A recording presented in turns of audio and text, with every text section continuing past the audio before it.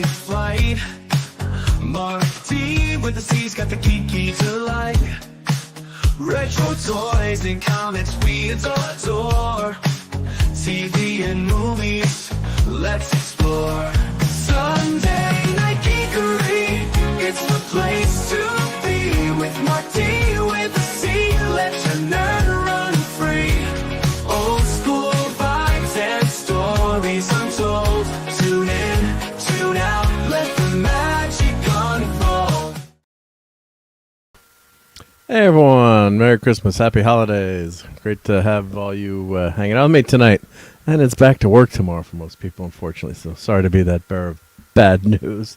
Hopefully my microphone is working okay right now, so let me know. I just rebooted the PC, so it always seems to screw up when you reboot. But let's say hi to everyone in the chat. Well, before we do that, we always want to remember our buddy Clobbering Times. I just love Clobbering Time. And of course, we might have some guests tonight. We'll see. Courtney's going to try to check in, and we'll see who pops in. But right now, you're just stuck with me. So unfortunately, You're an agonizer, please.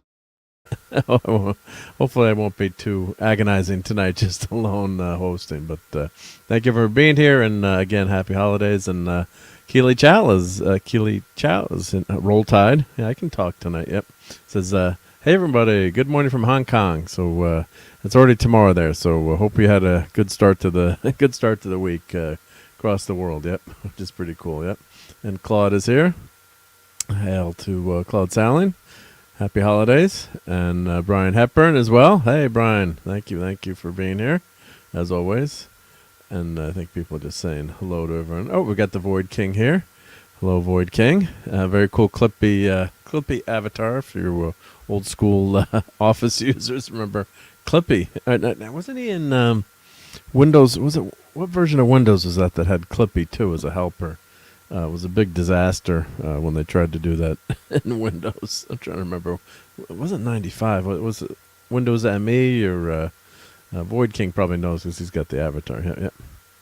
Oh, 4 more days before Public Domain Day. Oh, new stuff breaks. Yep. Hey, Lenrod is here just in time. Metallica Man, which is Lenrod. Yep. Probably Windows 98 or ME. I'm trying to remember. And wasn't there an OS? Microsoft Bob. Remember, was it Microsoft Bob? Was that for kids, Microsoft Bob? Or was that... I'm goggling it right now, Microsoft Bob. And when I say goggling, that's from Cobra Kai, Johnny Lawrence. I wrote Microsoft Bob. Yep, let's get this straight, yeah. Yeah, so it was produce a more user-friendly interface for Windows 9 3.1, yep. So, yeah, Microsoft Bob. Void King says Windows 98. Yeah, it wasn't, Clippy obviously, I think Clippy debuted in Word, but then that OS, let me share my screen here. I'm pretty sure that was, or maybe it was part of it, but it was, let's share this, yeah. But, Microsoft Bob, yep. That was a big, huge disaster. Yeah, here's the screenshot of Microsoft Bob, yeah, with the, when you click on Wikipedia and then you click on the screen, it makes it smaller, but it was supposed to be like the family room active. Oh, this rover was there, yep, that would help you out, yeah. So it was just a big fail, yep. Microsoft graphic designer Vincent Conner designed the typeface Comic Sans. We noticed that Rover's speech was displayed in Times New Roman, which he felt was inappropriate for a cartoon dog, yep. The font did not make the final release of Bob because the character does not fit into the typical grids. It debuted in 3D Movie Maker, yep. So Comic Sans, yeah, that was Sans. That was pretty popular font. Yeah. I vaguely remember MS Bob. Yeah, let's see images of that. But I guess it was for home users. I think, right? It wasn't just for. Was it just for kids or was it? Yeah. So there's some pictures of the Microsoft Bob interface. Yeah. So I guess that was the dog there that would help you. Yep. You never know you're gonna get on Sunday Night Geekery. Yep. Hey, Brian Barth. Yep. Yeah, and Comic Sans, yeah, the font everyone hates for whatever reason. Yeah. I did look at what's going on into the public domain, says Void King. Biggest one is Quiet at the Western Front book and movie. Interesting. Yeah. Hail to Ryan. Hey, and welcome to Sunday Night Geekery. Thanks for stopping by. Yeah, I don't know. Are you allowed to play the movie then on YouTube? I guess. Yeah. What we've run into trouble with, or not like a rowie, but I've heard of people like trying to play a movie that's in the public domain, but then the music is not in the public domain. And thank you for that, Jonathan. Great to have you here. And hail to Phantom Outsider. Yeah, I don't know. Like I know for Klobby we did the Superman cartoon, and then he got nailed on the audio for some of the music in the Fleischer cartoon, even though the Fleischer cartoon was in the public domain now. Same thing, famously Steamboat Willie, that first Mickey Mouse cartoon, is in in the public domain. So I guess sometimes you got to watch out for the music. But let's see, this guy liked Microsoft Bob. Let's see. Let's see. Where's the manual? Yeah, so Clippy and all those guys, those were little animated helpers that would appear on your screen. Kind of like the AIs of today, but a little less advanced. Yep. So yeah. Automobiles had the Edsel. PC hardware had the IBM PC Junior. Hey, I had my PC Junior. It was an awesome computer for many years. Come on. Guy's knocking the PC Junior. Who is this? Come on, Al. And Michael Channel Bus. Yep. There's Bob. Yep. Bob was Microsoft's 1995 answer why computers were so darn hard to use. Nostalgic look back at Bob and concludes that we hardly knew him. Yeah, so it was that crazy interface there. Yep. But yeah, lots of computer memories. But I did get some cool gifts, which we'll show tonight. Hail to Dave C. Hey, Dave, great to see you. And hey, we got a sub, Hazel Rue. Thank you for subbing, much appreciated. Yep. And Ryan loves Stranger Things. Yeah, I do love Stranger Things too. There's a little controversy over this latest season. Maybe we'll start with that. I think it's kind of overdone in my opinion, but. I know, and DJ Play Nice is here. Happy holidays, DJ. Says, stopping by to say hi and leave a like. Thank you. Yep. Thank you for subbing. Let's play some thank yous for everyone who's subbed tonight here. Merchandising, where the real money from the movie is made.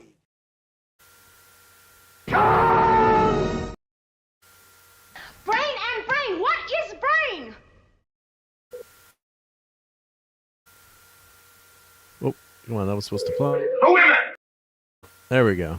I like you a lot. Kneel before Zod! So thank you guys for subscribing.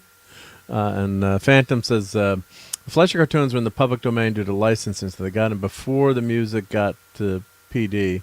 The movies, once they hit 95 years, and the music in them are all public domain. Yeah, so we got Klobby got hit though. Music on YouTube is it wasn't a copyright strike; it was a claim, and I think it was when Retroblasting was on, so it was kind of PO'd. It's just trying to fight these things, and yeah, it can be very very annoying, Yep. So let's. I did watch all of I shouldn't say all of Stranger Things, the whole second half of the season that dumped. Was it Christmas Day or was it Christmas Eve? I think it was Christmas Day, wasn't it? I think what's happening with these shows, not being an anthology show that I like, you've got basically one storyline for each season. So, I really love the characters and what they've done with the show, but I think what happens is it gets too drawn out. So let me know what you guys think in the chat. But I think sometimes they can condense these, down to like a movie size. And of course, we want to get to see the characters that we like, and there's some nice moments in each show. Thank you, DJ. Yep. And Brian says he couldn't get into Stranger Things. Well, let me share my screen back here. Actually, let's share it without the audio, because I think I shared it with the audio. So let me share it without the audio this time around. So I think that's not picking on Stranger Things. I think that's pretty much every every show these days, it's not an anthology show. If you watch Star Trek or Twilight Zone or, any, Rockford Files, any cop, pretty much any show, All in the Family, One Day at a Time, name it, before TV went linear, you could turn turn TV on, you're watching Happy Days. Yeah, the characters have a history together, but you don't have to watch that the previous episodes. But if you tune into Stranger Things or modern TV, halfway through you're in big trouble. I mean, you just can't follow what's happening. And you like Hazelwood says, J.K. Walking Dead is the best show. I used to like Walking Dead, and then when they killed Glenn off, spoiler alert. Of course, I have all the comics. Well, not. And I don't own the early ones, but have them in trades and read all the comics. And I just didn't. It was a tough time for me. My dad was not doing well. Was very sick, and I'm like, this is just too depressing to watch, even though I knew what was going to happen. But yeah, that's also a very well done show. Hey, Maddie's daddy's here, so if Steve is here, you know what that means. Merry Christmas, Steve. Hope you had a great time with the holidays, and hope Santa was good to Maddie. I'm sure she was a good girl this year.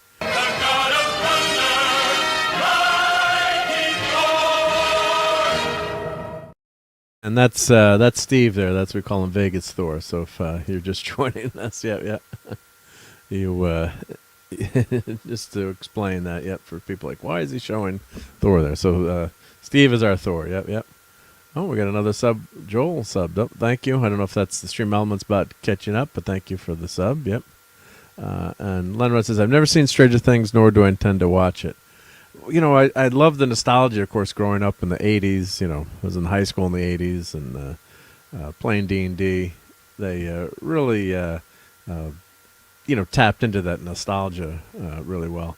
And, of course, the kids started off as being pretty young, and they've had so much time between seasons now that they're all grown up, right? So, and a lot of times actors are older than who they're portraying. I think... like Beverly Hills 90210 was, a show about high school students. And I think one of the girls, was like 25 or something, or 28. That was who was that? It was Angela, or what was her name? It was like so much older, yep.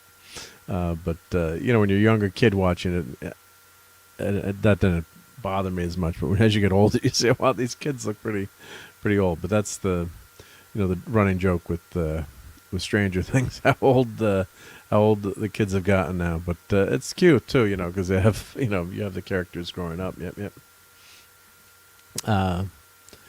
Yeah, that was the timing of that was really bad. We're going to talk about that, Tavar. Yeah, you could have that scene and maybe shorten it, or maybe just have it. If it had just gone, well, spoiler alert. I'm sure you guys have all known that. I'll put up the spoiler sign here. I'll put up. Do I have my minor spoilers here? Let's see. Minor spoilers. So, and if you're a Stranger Things fan, I'm sure you would have watched it. Yep. And Steve says thank you. Yep. I watched Walking Dead until Rick left. My son Brad dropped after Glenn, and Buddy dropped after Carl. Yeah, people. I think it was 10 seasons they finally went with, and then they had some spin-off shows. And a lot of people have trouble with Negan becoming, part of the gang, but that's what happens in the comics too. So it's, but it's a very well done show. But it was just, for me, it just got too much of a bummer. I don't know if I'm going to go back to it someday, but I've read the comics, so I don't know how much it diverged from the comics in the end. I'm sure they forged their own path. And of course, like I said, Rick got picked up by some mysterious helicopter or something on the show, or don't know what ended up happening to Rick, but yeah, weird stuff. Yep. And when they were young, they were cursing too much. Hey, Cowabunga Dude is here. What's up? Well, when you're here, we've got to play. We got to play some Turtles. Yep. So let's switch to Turtle Power here. Let's see if we lost. I'm still here. Okay, good. Whenever you switch scenes here in StreamYard, it messes you up, but it's worth it for the Turtles. Wise man say forgiveness is divine, but never pay full price for late pizza.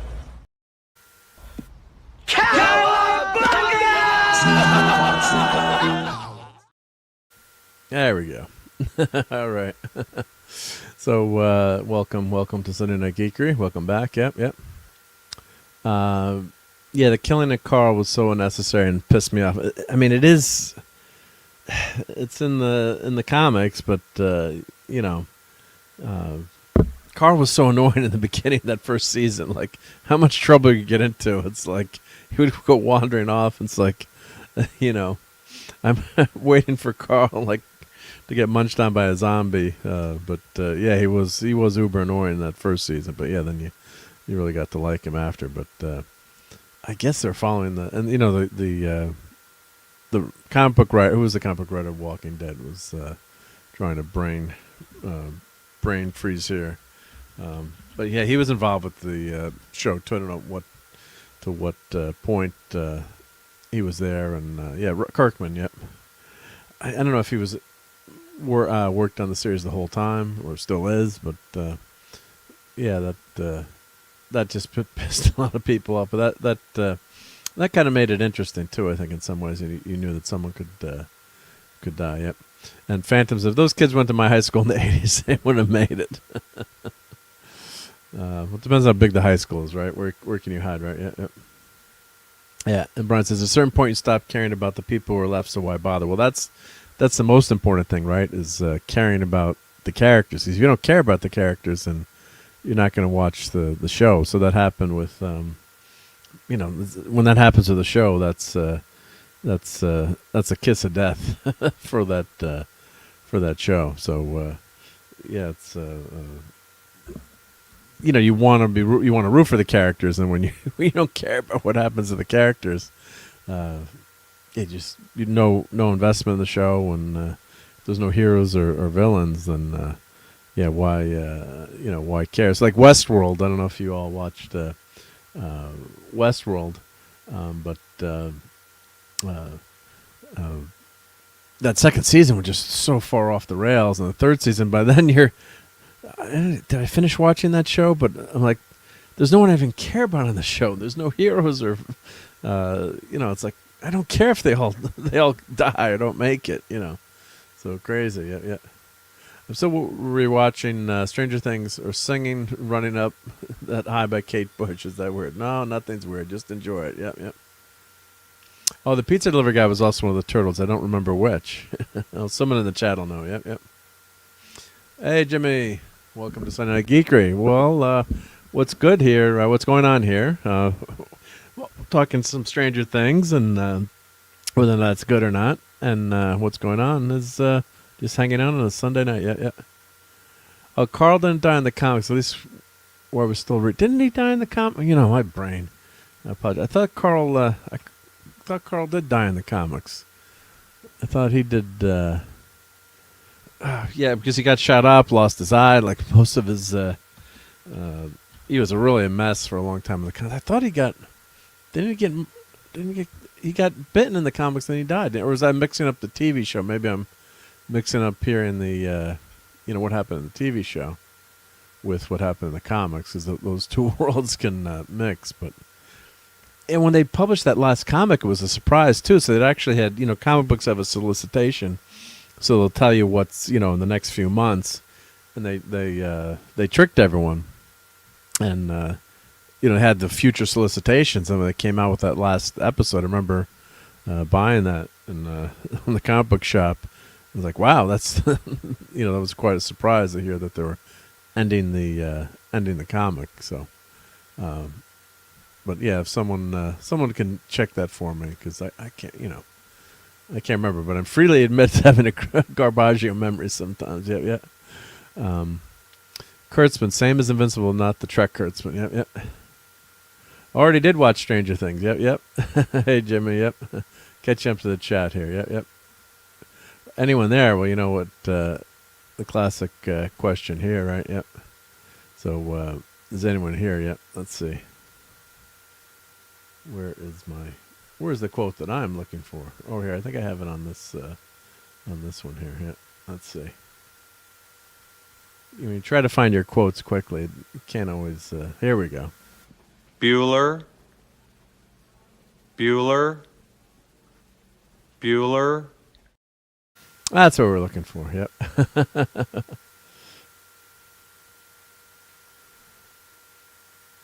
Byler is getting out of hand. Hey, RobAltis. Great to see you. Hope you're doing very well. Yeah. Yeah, Brian Hepburn says, Westworld annoyed me during the first season and dropped in the second. Yeah, yeah. And Tavares said, I love the live action team movies as a kid, especially the first movie. Yeah, that was just, I was a little bit older when that came out, so it was a little bit past Turtle Prime, but didn't mean you couldn't enjoy it. And I love those costumes and what they did with them. It was pretty amazing to see that how they brought that those costumes and those turtles to life. That was really a fun first movie. And of course, Tom's not here tonight. Tom Connors from Midnight's Edge, but he really likes turtles. Yep. Big time. Big turtle fan. Yep. Let's catch up to the chat here. Hopefully I'm not missing anything. Yep. Oh, Carl lives to the end of the comment. All right. I'm misremembering then. Yep. But Dolly did have braces. Yep.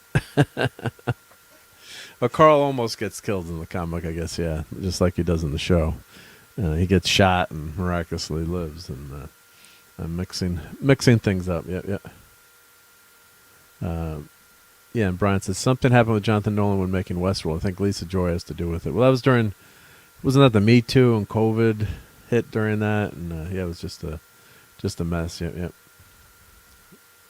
And Phantom went to a small high school, but we played in conference against way bigger towns, so it's very tough to do. Yet. And Lenron says, yeah, those turtle costumes are so good. Yep.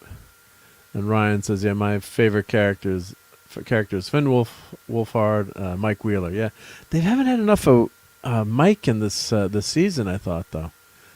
He used to be the glue that held everyone together, and he's kind of been a little bit sidelined, not totally, but just a little bit. Yeah.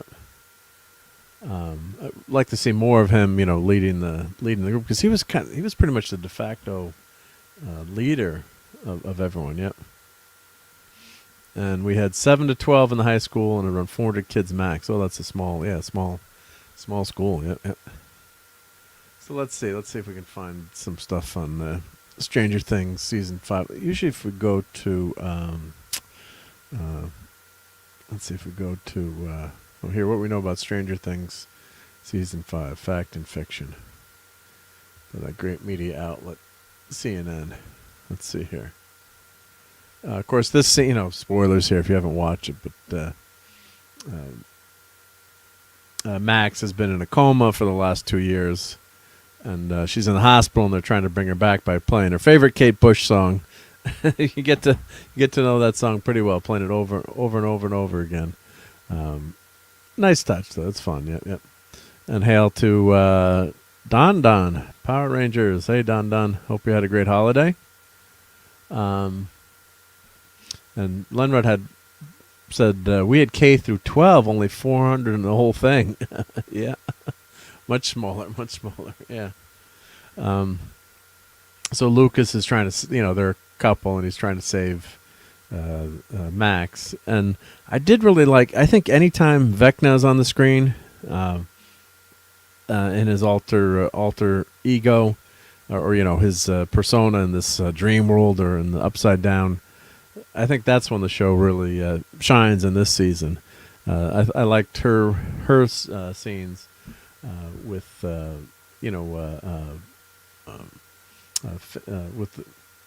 girl.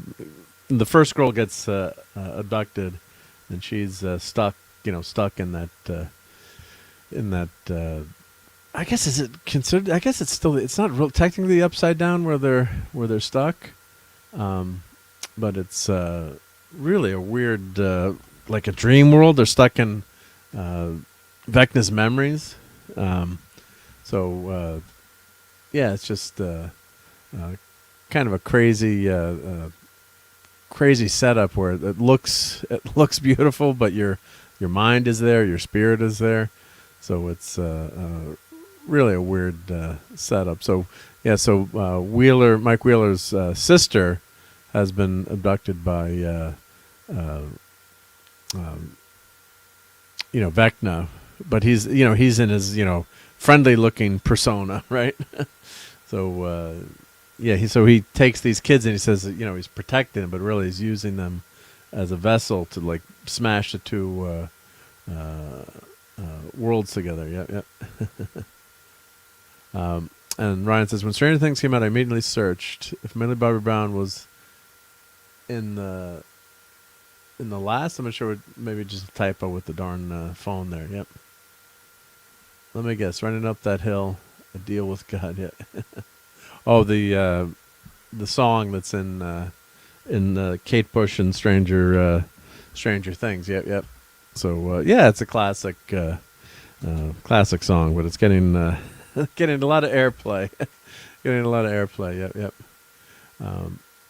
I'm sure that's been on the charts lately. Yep. Let's see here. Yep. I think I need Derek to save the day in the last episode. Yeah, so the last episode is dropping. Is it New Year's Eve? I believe. Probably or is it New Year's Day? And hail to E. Clay. Great to have you here. Hope you had a fantastic holiday. So basically in this season, it's the final showdown with Vecna, right? So Max is stuck, in this memory world, in between place. It's not the Upside Down. I guess it's in his memories, and it's just really a creepy setup, where it's this realistic, but not realistic. You can see that how crazy everything is there, and then he grabs all these kids, and I guess he's using them to smash the worlds together, like a Crisis on Infinite Earths kind of thing. Yep. So let's see if I can find a episode summary synopsis here, but here's what we know about Stranger Things season 5. So let's check this out. Yep. So Stranger Things, one of the streaming era's most atmospheric and successful shows, is ending after 10 years. Well, it's been 10 years, yeah. And it's kind of overwhelming, yep. The show's last episode dropped 3.5 years ago, which means remembering what happened while taking in all the teases on the new season, which is being released in 3 batches. The end of this year has been a lot. So it's 3.5 years ago they made the last season? Hey, RJ Godzilla. Great to see you, yep. Had a great Christmas. Hope yours was excellent as well, too. Yep. So it's sub Danner Jill. Thank you, Stream Element Spot. Yep. And Phantom says, heard Stranger Things feature the song from that movie, Scam, Never Ending Story. How can a 90-minute movie be a never-ending story? Well, they did have some more modern music in it. I was trying to remember what I heard watching the last episode, but I guess they can kind of be forgiven for that. Yeah, as long as they're not playing it like, saying this is playing on the radio or something. Yep. It ends for the horse, LOL, says Brian. Yep. Our cast of good guys, getting back to the article, is united by a single goal: find and kill Vecna.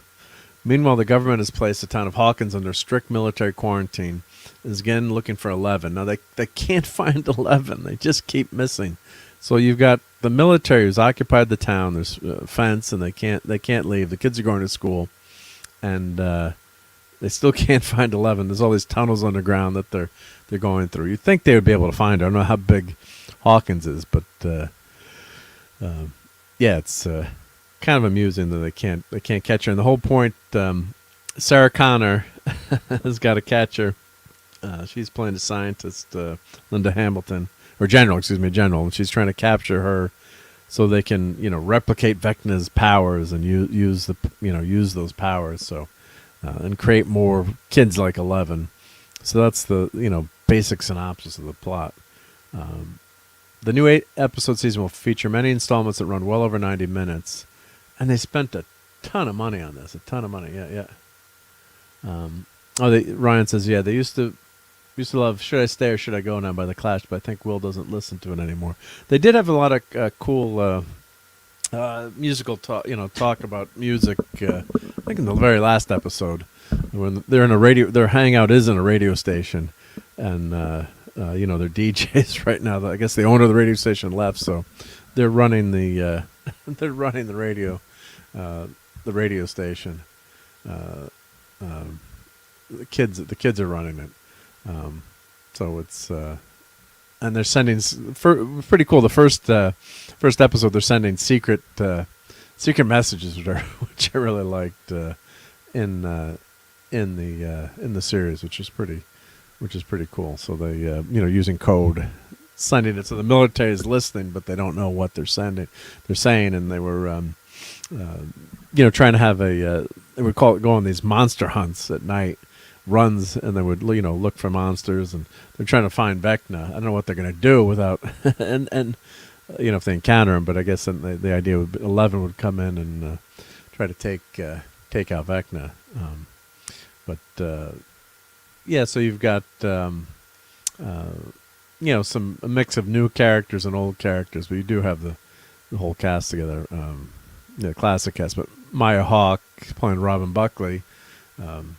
That's Uma Thurman and Ethan Hawke's daughter. She's got a pretty major role this season. Mrs. Wheeler has a pretty big role. The father is kind of sidelined too. They're like, where's the dad? Right? Yep. So he gets attacked. We'll go through it, but. And Leonard says these longer, more cinematic episodes are pretty blah. They did that with Orville, and every single episode felt way too long. Yep. Is Linda Hamilton playing the same character in this as she played in Resident Alien? I didn't see. Oh, that's a good point. Kind of like. That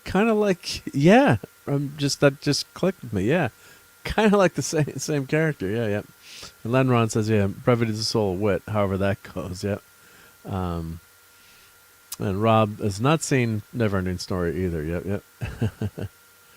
And 70s Rock fan is here. Good evening. Just popped in and say good before we head to bed. Well, thank you for your nice card and very cool 70s Rock fan sticker, which I'm gonna. Well, it's on my desk right now. I was gonna show it when I did the toy stuff. Show some of the toy stuff. But thank you for taking the time to address that card. It's very nice to get stuff in the mail, and very cool graphic there with that 70s Rock fan sticker. So if you're not subbed to my buddy Brian, make sure you do that. And his link is in the show notes below, but let's put that in anyway, right? So he's got some great shows on his awesome channel. And if you like music talk too, he's the place to go to for that. So great. We never start. Don't they mean the gender? We get. We just mix all that stuff up now these days, right? Yep. Let's see here. Yeah, I hope you had a good Christmas. Yep. I did see that movie was class of '84, but my school not have allowed a criminal gang to operate that have gotten beaten up the first day of school. Yeah. Hey, Tiger Stripes is here. Great to see you. Yeah. And she says, I'm not a fan of vulgarity for its own sake, but I'm still stunned by how hard Stranger Things says, shat the bed. And that's not William Shatner. Old people, yeah. Class of '84, yep. Well, here, I know the clip to play for that one. Let's see here. I'll switch my background here, but I know where to find that the clip that I want, yeah. Where is it? Where's my War Games clip here? No, it's not in order now. Who put my clips out of order? That would have been me, I guess, right? There we go. He wasn't very old. Well, he was pretty old. He was 41. Oh, yeah? Oh, that's old. And F you to Tim Broderick and who was that in War Games? I'm forgetting the actor's name. Was that Ali Sheedy? Yeah, come on. 41's not that old. Come on. Of course, when I saw that, yeah. But I think one of the big problems is with Stranger Things is we're talking about just how long the damn thing is, right? And how drawn out. And RobAltis is calling for the nerds. So, yes, we're all nerds here. Cover your ears because this is a loud clip, so you might want to turn down your volume. But I can't say no to Rob here. Get those nerds! Nerds! Nerds! What?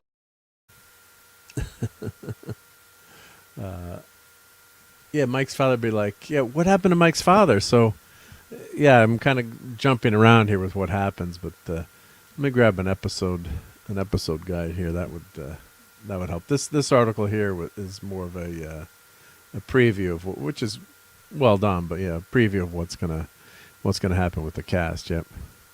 They designed the final season in volumes, so they're basically like mega movies, with each batch leading to its own climax. New faces in the final season, but newer faces. Yeah, and Joseph Quinn, Eddie was. I really liked the last season. I thought that was very well done. And Eddie bit the farm the last season, unfortunately. Yep.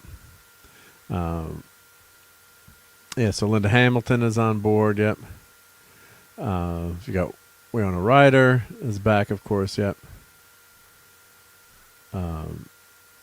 Let's see, Paul Reiser, Matthew Modine, Sean Austin. Well, he's dead. Some of these characters are dead, though. I guess maybe they're talking flashbacks. Yep. Well, there's Linda Hamilton trying to kill the Terminator. So, what's crazy too is like the kids are fighting against the government here. So, Stranger Things will dominate your holidays unless you vow to stay off social media. It has gotten a lot of buzz. That's for sure. Yep. And the episode titles. Well, let's. Yep.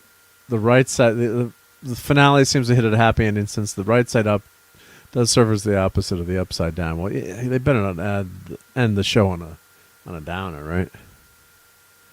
My guess is that one of the characters will buy the farm, one of the main characters. I hope not, but it wouldn't surprise me if they did that. Yep. Let's see here if there's anything worth mentioning in this. Yep. Of course, there's this long, drawn-out scene with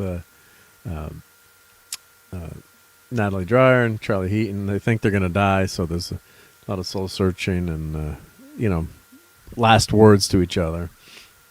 But it was really, it was a touching scene, but it was just ended up being way too long, too, I thought. With the streaming, they've got plenty of time to do whatever they want, right? So you don't have someone saying, yeah, you gotta cut this down, right? Animated Stranger Things Tales from '85 will debut on Netflix, which is a prequel of sorts that takes place between season 2 and 3. That's not a bad idea. Yep, that'd be fun to go back and see some stories that we missed with the gang, right? Yep. So let's see if I can find. Let's see an article. Let's see the episodes here. Let's see if we got the episode guy here. And the ratings, I'm sure, have been pretty good for this. Yep. So let's see. Let's go through the episodes here. So let's share this here. Yep.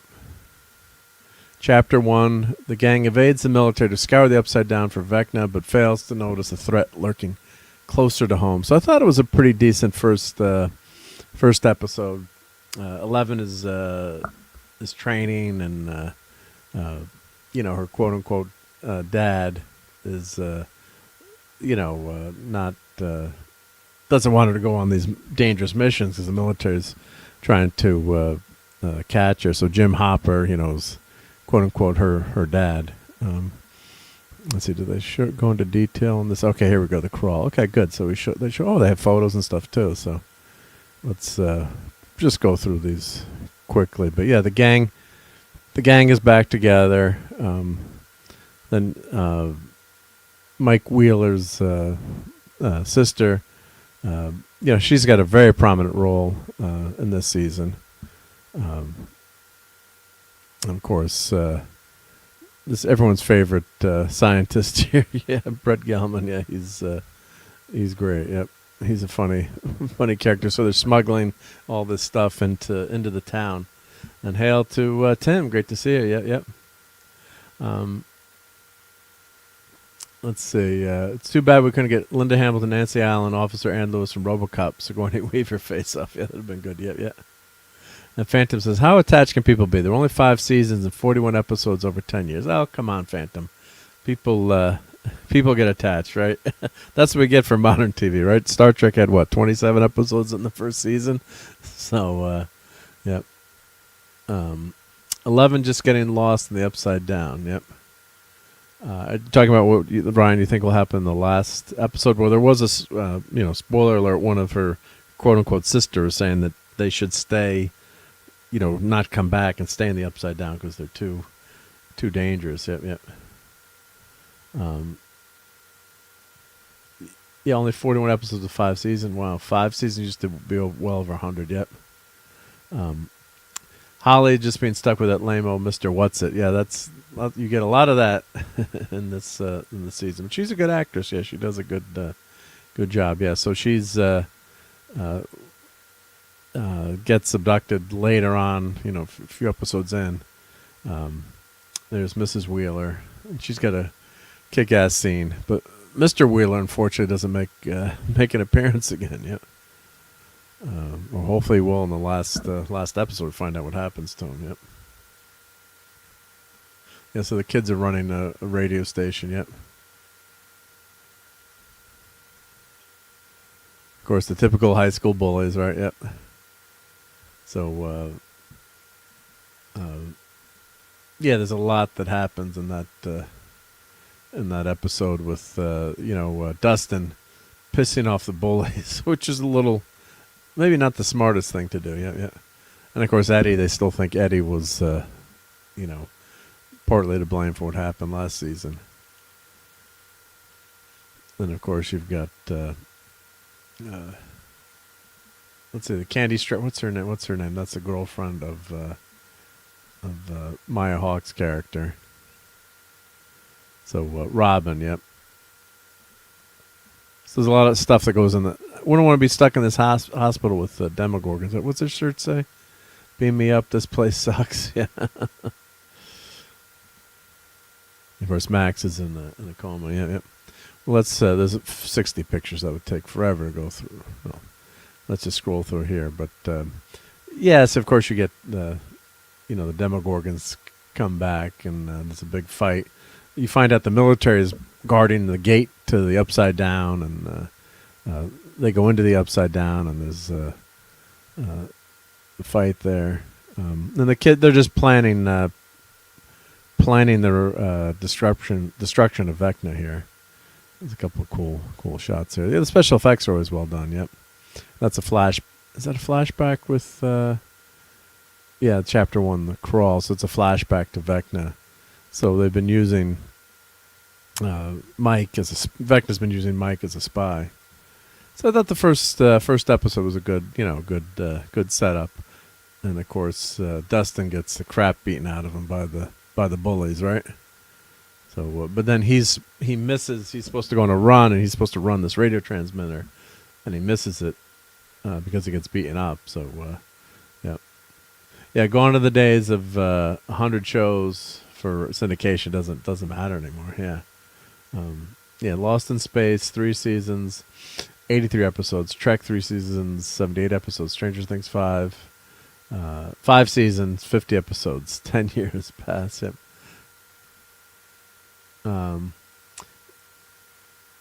Do you mean Will? Yeah, maybe I misspoke. Yep. Might. Yeah, Will's the spy. Thank you. Yeah, thank you, Ryan. Yep. So let's go to the second episode. Yeah. Let's close this. So I thought it was it's a nice setup for that first episode, and get the gang all back together again. Let's see, how do I get back to navigate this? Yep.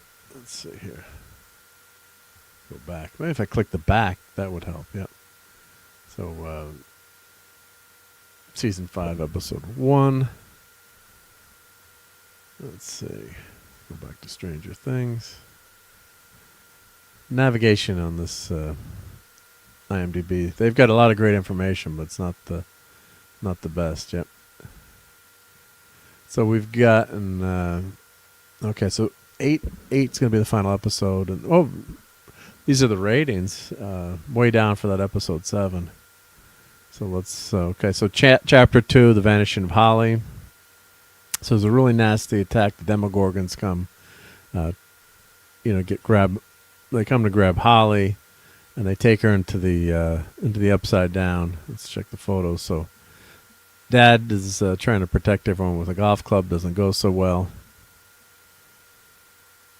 And that was a well done scene. The kids are trying to get back to the Wheeler house, and they know Vecna is sending the Demogorgons there, and they're desperately trying to get back and help out. And then Holly, that's Mrs. Wheeler, and then she's trying to protect Holly there. So that was a really scary scene. And then they're in the Upside Down, and there's this wall there. Oh, it's gross. Yep. Stargirl, 3 seasons, 39 episodes, 3 years. Well, Stargirl's our favorite, right? Phantom Outsider, yep. And Claude is here, yep. The military. God. Come on, Claude. Hey, Claude. Merry Christmas, yep. How's it going? Yeah. So after a decade, they're still in high school. What is it? The powers of Matthew Starr. Yeah. Well, it's kind of stretched out, right? It's okay. Yeah. Well, they weren't in high school when they started. Don't forget too. They were middle school, I think. Yeah. Yep. And everyone subbed to my buddy Paulie. Happy holidays to Paulie. Yep. The one other thing is too, it's like easy for them to get to the Upside Down, which is kind of weird. Isn't it? Who has the premonition? Is it Will has the premonition of what's going to happen to everyone? So he sees all these scary things happening, and one is Holly disappearing. And 11 has some cool fight scenes here, but you still can't stop what's happening. So we have Mrs. Wheeler faces off against a Demogorgon and gets really. You think she's dead at this point, but she's really hurt very badly, and we'll talk about what happens in the later episodes. But she kind of saves the day in a later episode when she should have just been stuck in the hospital bed, I think. But this scene was really well done. So they're hiding from the Demogorgon. They're holding their breath in a bathtub and hoping for the Demogorgon to leave. And that was a really tense scene. Yep. What was the appeal of the Stranger Things? Well, I think if you like Scooby-Doo, right, it's kind of like a live-action Scooby-Doo gang, a bunch of misfits and kids who aren't popular. You've got the tie-in to D&D, so if you like Dungeons & Dragons and some of those monsters. And, it's really grounded in reality in terms of the families. But then they're stuck into this, crazy situation with a supernatural. So it's that combination there. That first season, if you watch that first season, maybe you might not like the other seasons as much, but that first season is really, really well done. And of course, it's the classic. The kids know what's going on, but the grown-ups don't believe them until they're drawn in later. It's nostalgia factor does. I'm not gonna. It definitely does help. And then Winona Ryder is very good as Joyce Byers. Will's mom, who's abducted in the first season. So there's a lot that it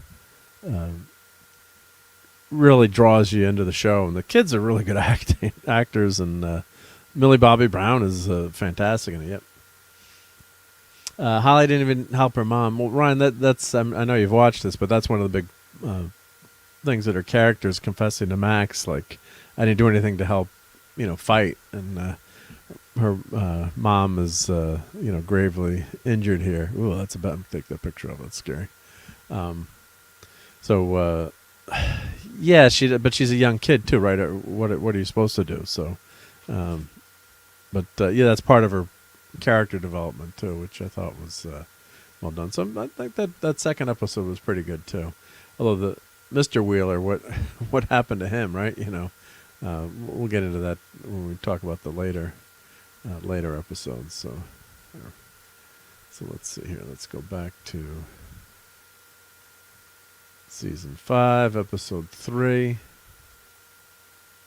So this is the big part of this episode. They're setting up this trap here to trap a Demogorgon, and it's like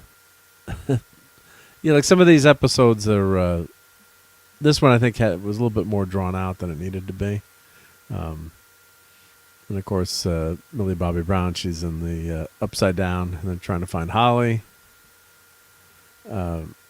They cut through the floor with the chainsaw, and they're setting up a trap for this Demogorgon and try to trap it and use it to track Vecna. So they're setting up the plan here. So Mike's character does get to plan here too. So I thought that was a good scene. Let's see. Let's flip through this. Yeah. I think Finn Wolfhard is 34, has 3 kids, and been divorced twice. I buy him as a 50-year-old kid. Well, God bless him, Claude, if he's... how old is Finn Wolfhard? Let's see. Finn. How old is he? Yeah, let's see. He's only 23. All right, 23. So that's okay for portraying a high school kid, right? Yep. I think the whole plot involving psychic kids, people trying to harness those powers, upside down other worlds inhabited by monsters, all sounds like the Dark Tower with the Man in Black and The Shining. It definitely pulls from a lot of classic genre entertainment. Yep. And of course, this is Vecna as Mr. What's-It, creepy dude who's luring these kids into this other world. Let's see here. And of course, this was so what they're trying to do, she's trying to drug the family so that they all pass out and they can protect them there. But things don't go as well as they had had hoped for. I think one of the kids won't eat any food, so the drugs don't take effect, so the plan gets kind of screwed up there. Yeah. So that whole that scene was pretty good. That scene was well done. Yeah.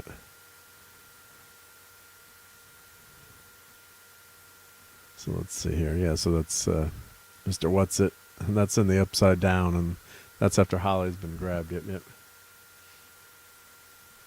I imagine that all the episodes were just flashbacks, says Ryan, from their childhoods, and they're already 83 to 90 years old, right? Yeah. And Claude says, Henry Winkle played a 27-year-old kid on Happy Days when he was almost 30. Yeah. Well, he jumped the shark eventually, though, right? Yeah.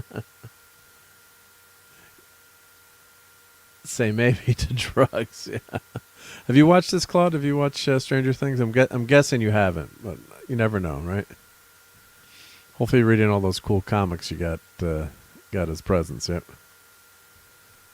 So that, this episode with the fight with the Demogorgon was trapping the Demogorgon was pretty wild, I thought. Yeah. So they've got the tracker on top of they put it on one of the characters BMWs, and they're taking it through, like, don't drill through the roof of my car, right? Yeah. So, and actually they used a period correct Makita cordless drill at the time, which we had those drills in the early 80s. I was like, I recognize that drill. Yeah. Winona and Christian Slater, 90 minutes deleted, 2 football players and a few Heathers. Seems like she's slipping up. Right. That's a pretty cool poster there. Yeah. That's the map to where Max is. So Holly has got to find her way to Max. Yep. In Vecna's memories. Yep. Wherever they're trapped. Yep. So that was a good scene with the Demogorgon. Yep, fighting. Winona Ryder. Yep. Winona Ryder was fighting the Demogorgon. Yep. So Will can kind of control these characters, so he's able to like put himself into these characters and control them. So that's how they're trying to track Vecna. Yep. All right, so let's get to the next episode. Let's see here, season chapter 4, the Sorcerer. Of course, back in those days, it was a magic user, wasn't it? Not a wasn't a sorcerer, right? In D&D terms, I think you'd call it a magic user, yep, or a mage, right? Yep, not a sorcerer. I think that was later. Yep. So let's see here, what happens in this episode? Yeah, so this was, I think, big fight with the government in this episode. Let's see all the pictures like this. Yep. Yes, this is a big showdown in town, and Vecna summons all his Demogorgons. There's a massive fight there. Yep. Didn't two of the kids star in the 2 new Ghostbuster films? This was taken the L 2+ years ago. Well, we got Mike, who was in the Ghostbusters? Well, Finn Wolfhard is one of the kids. He's pretty good in the new Ghostbusters, yep. Any other kids? Who else was in the from Stranger Things and Ghostbusters? I can't remember other than Finn, but let me know in the chat. Chat will help me out. Yep. And Claude says David Harbour is better at half speed. Oh, and 17, not 27. Sorry. D&D started with magic user, then went to mage. Yeah, I thought. Yeah, didn't they? Yeah, it was magic user and mage, right? Yeah, no sorcerer in D&D back in the day, right? Yep. Yeah, so they have this massive fight, and basically, all the government troops get wiped out, and Vecna tells Will that he's going to use him, I guess, to infiltrate the group, and Will's got this connection to Vecna.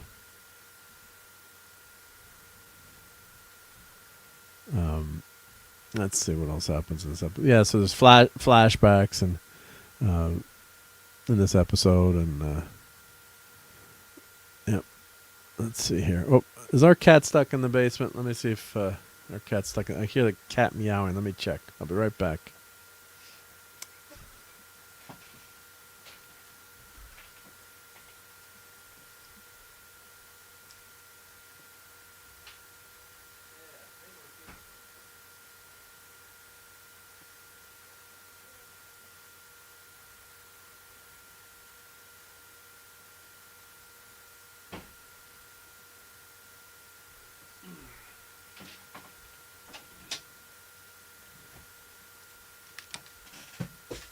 All right, I'm back. Sorry, the cat was stuck in the basement. We're house sitting for my daughter's cat, so Mochi's gonna make an appearance here.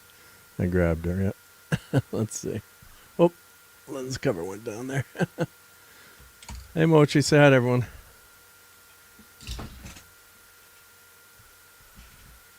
Mochi. Oh, let's make this bigger. This will make the ratings go way up.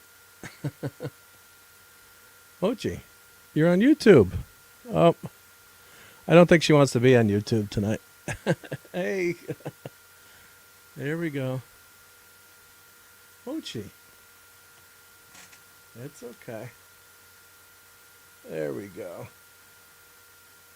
All right, let's let her go. Okay, but I could hear her meowing. So she did not want to be. She goes down to the basement. She loves the basement, but she didn't want to be stuck down there. So she has a lot of fun down there in the basement. Yeah. Yeah, this is how you get views, right? Yeah. Hello, Kitty. Mochi, everyone's saying hi to you. Yeah. Okay, stop watching Stranger Things after season 1.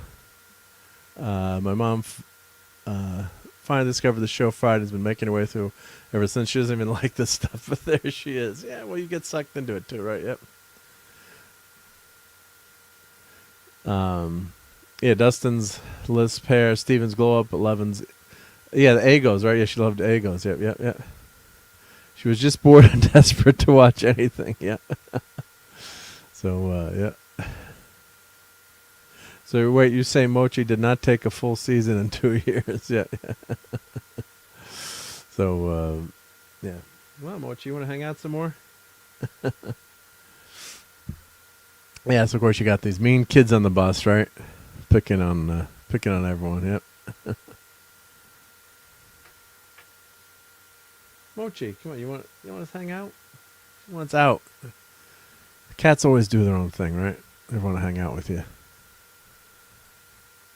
So, of course, then they're in the upside down or the Vecna's world, yep.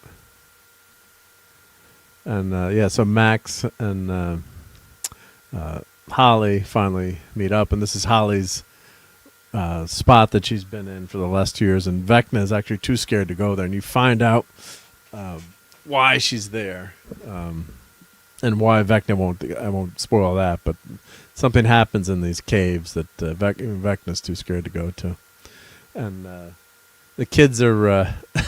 It was funny. Yeah, they were pulling They went underground and they're trying to pull the kids out of this military base to save them, and of course one of the pipes bursts. It spoils their plan there. Yeah. So yeah, so Will can channel some of Vecna's powers and siphon them off and use them. So that was a big reveal in that episode. So when he's near Vecna, he can do that and fight Vecna with his own powers. And then, of course, this is Eleven's sister, who's being used by the military, and they're experimenting. They're trying to create, another version of Vecna, or 11. Yep, yep. And what does it say about me that my favorite character is Murray? Oh, Murray is awesome, Claude. Claude, yeah, Murray is fun in this show. Yep, yep. I really like Murray. Yep. And Claude says Murray Bauman needs his own movie. Well, you better start writing those fan club letters. Yeah, yeah. Yeah, so the Demogorgons take out basically all the military. I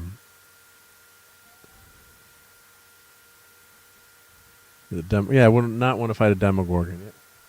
All right, Mochi, you're not going to hang out with me? You're going to leave? All right, I'm going to let Mochi out. You want to play with the sock?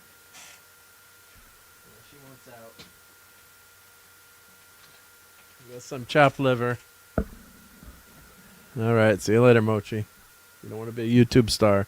That was your chance. And Jack Connolly, what's his I'm forgetting his character's name in this, but he's quote unquote the dimensionally challenged kid who gets picked on, right? But he's in with the gang and helping to save the day. Yep. And there's Max trying to escape.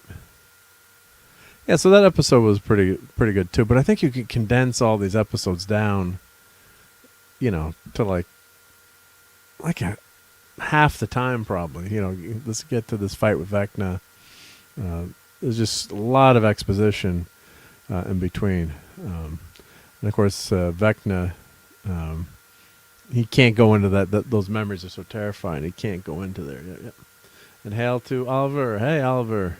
He says, greetings to all in attendance. Well, great to have you here, and thank you again for everyone hanging out with us on Sunday night. And happy holidays, yep. Eleven be like, bitten is my love language, or just keep the door open 3 inches for snacks. Yeah. He's creepy. The actor who plays Vecna, Jamie Campbell Bower, yeah, he's really good in this, yep. So part of the time, I guess he's in motion capture in the costume, and he's actually a good-looking dude, right? But yeah, as Vecna, pretty damn scary. Yeah, yeah. So let's see here. So yeah, so he's Mr. What's-It. So he kind of makes he's kind of like an It. Someone who in the chat had mentioned It. It's kind of like he's this he's not dressed as a clown, but he's this creepy dude who's showing up there, and luring the kids into this other world. So Henry is Henry, I guess. Yeah, Henry Creel. Yeah. Yeah, just really creepy. Yeah.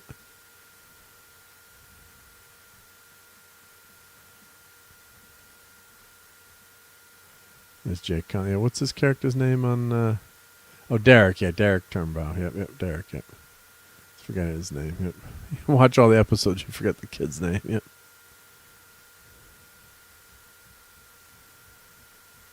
All right. So let's see what else. So that's basically that final setup with Will and Vecna there. And then let's go to the next episode.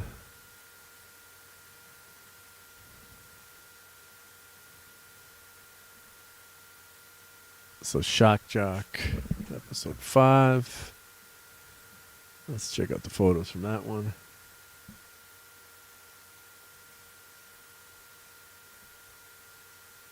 Ryan's headed out. Take care, Ryan. Thank you. Thank you for spending part of your Sunday evening with us, and catch you hopefully the next time. And have a great week. Yep. Thank you for being here. And Lenrod says, "I wonder who's the cutie with the bob and the advert picture on the right." Not sure. Let's see. In the my background poster, or let's see. I'll make this.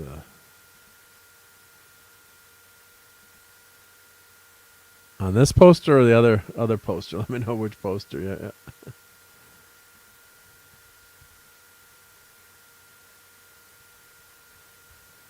So let's check out the. So a lot of stuff happens in the. I just call it the upside down. In this episode, with Max and Holly, Vecna. So and they're going through the memories. She's walking through Vecna's memories right now, and she's seeing her mom get attacked again. So all those flashbacks were, it's a flashback in the sense that you're in the memory, but. The IMDb page. Okay, well, when I get to that, I will check for it. Yep. So the quests are really well done here. Yep. So Vecna gets his creepy hands on Max again because he's been searching for Max, but she's been hiding out, so couldn't find her. And the kids are using a dead Demogorgon to try to link, so Will can link up and get back into the upside down and track Vecna. It's creepy plots here, but it ends up working. Yep. But a lot of character exposition in this one, and way too much time spent talking in this episode. And this is Henry Vecna telling the kids that Max is the evil monster and trying to tell them the wrong things, and don't listen to Max. So I guess he needs to use all the kids as vessels. Yep. And this is the government is got all these pregnant women, and I guess they're trying to create more 11s. Basically, all these experiments going on. So the characters running through all these rooms, and there's pregnant woman after pregnant woman all together. Pretty scary scene there. Yep.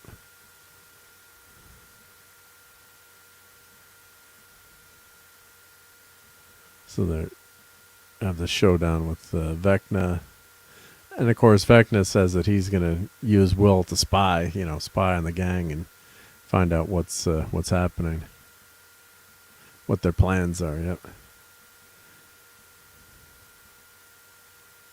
And they think that Max thinks it's 11 who's taking control of Vecna, but it's actually Will, and tells him to run. Just get the heck out of there. All these pictures are the same. Yep, same picture. So, a lot of these episodes could be compressed down. So, like when the action is happening, the action's not bad. It's just you get a lot of these character interludes that are just just way too much talking in hallways, as we joked about some of these CW shows, right? So episode 6, okay, so 8 is the final episode, right? The right setup. So 7 was a controversial episode. Let's see, Escape from Kamataz. That's what they're calling the zone there. Yep. Oh, let's see. Well, we get to the where's the IMDb page with? Let's see what Lenrod's looking for here. Let's see. Let's see if I go to. Oh, there's so many graphics here, but not sure who you mean, Lenron, but I guess the kids are so old now, it's okay. They're all older than 18. Let's see the photos here. So this one was basically set in the hospital. So they're trying to get Max. Lucas is trying to get Max out of the hospital. And then Max and Holly are stuck in this crazy Vecna world, and they're trying to escape. And then they find out why Vecna is, so terrified of that spot. And here we've got, these guys are stuck, and there's like this globe of energy, and they shoot at it, and it actually ends up, they think it's like the shield, and if they knock the shield down, it's gonna, save them, but actually it's kind of holding things together, so that just makes a mess of everything. So it's the exact opposite. So that's Nancy, Nancy and Steve are not Steve, Nancy and what's the other guy's name? Jonathan. Yep.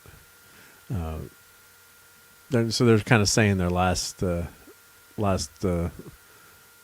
wishes to each other. Yep.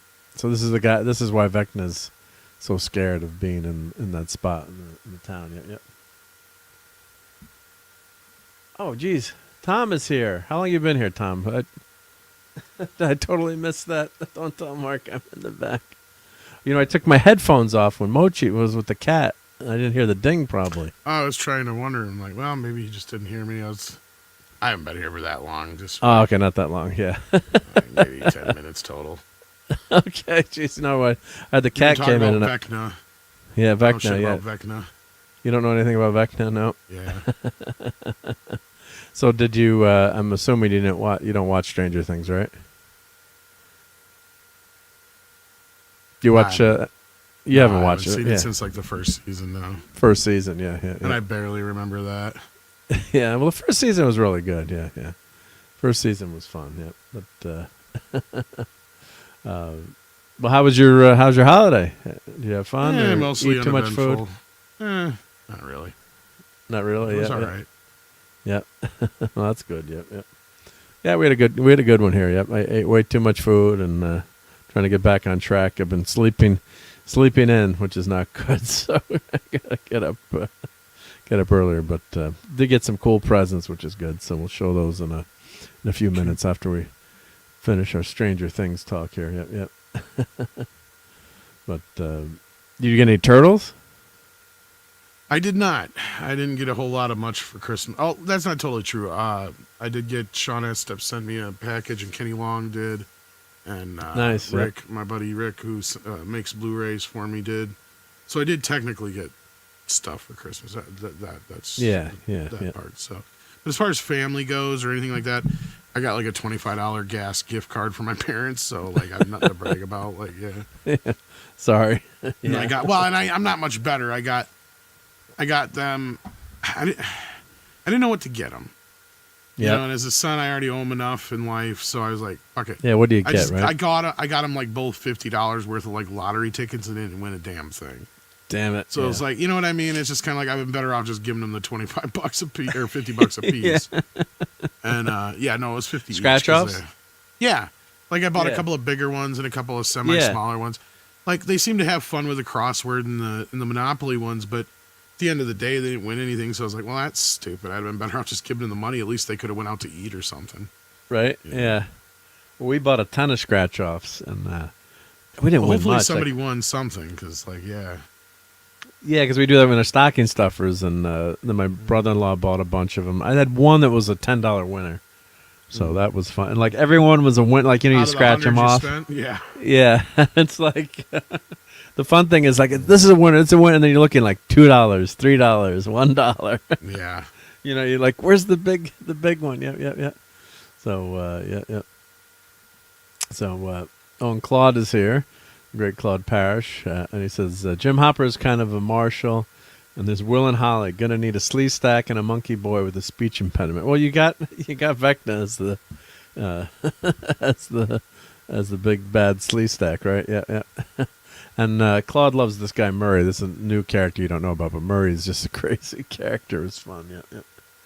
But yeah, so we'll just go through this quick. But this episode is basically, you haven't watched it, Tom, but it's just because they've got so much time.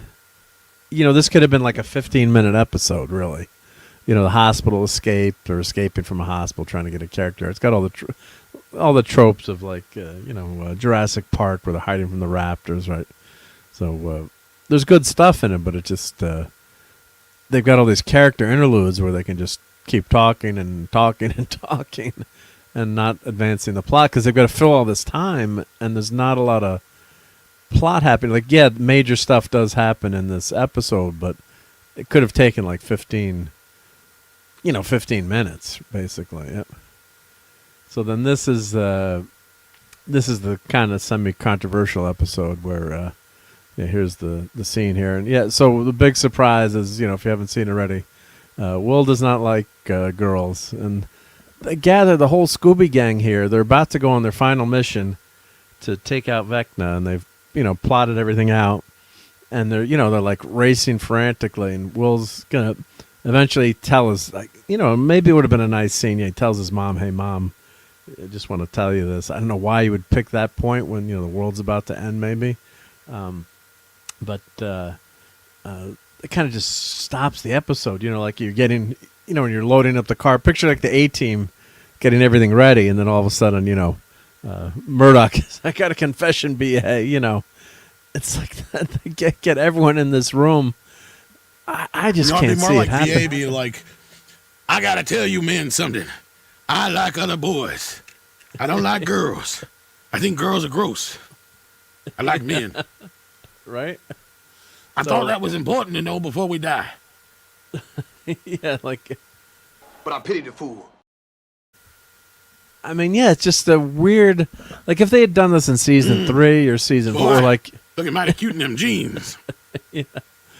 I mean, yeah, if they'd done this, this is like right before they're going on their final mission. And just, I mean, it's a lot of virtue signaling, I think. It's like, yeah, everyone knows, the actor is gay in real life, and no one really cares, right? I mean, so, and it's not a surprise. I mean, it's not, they've kind of inferred it through the seasons. And or, I don't care.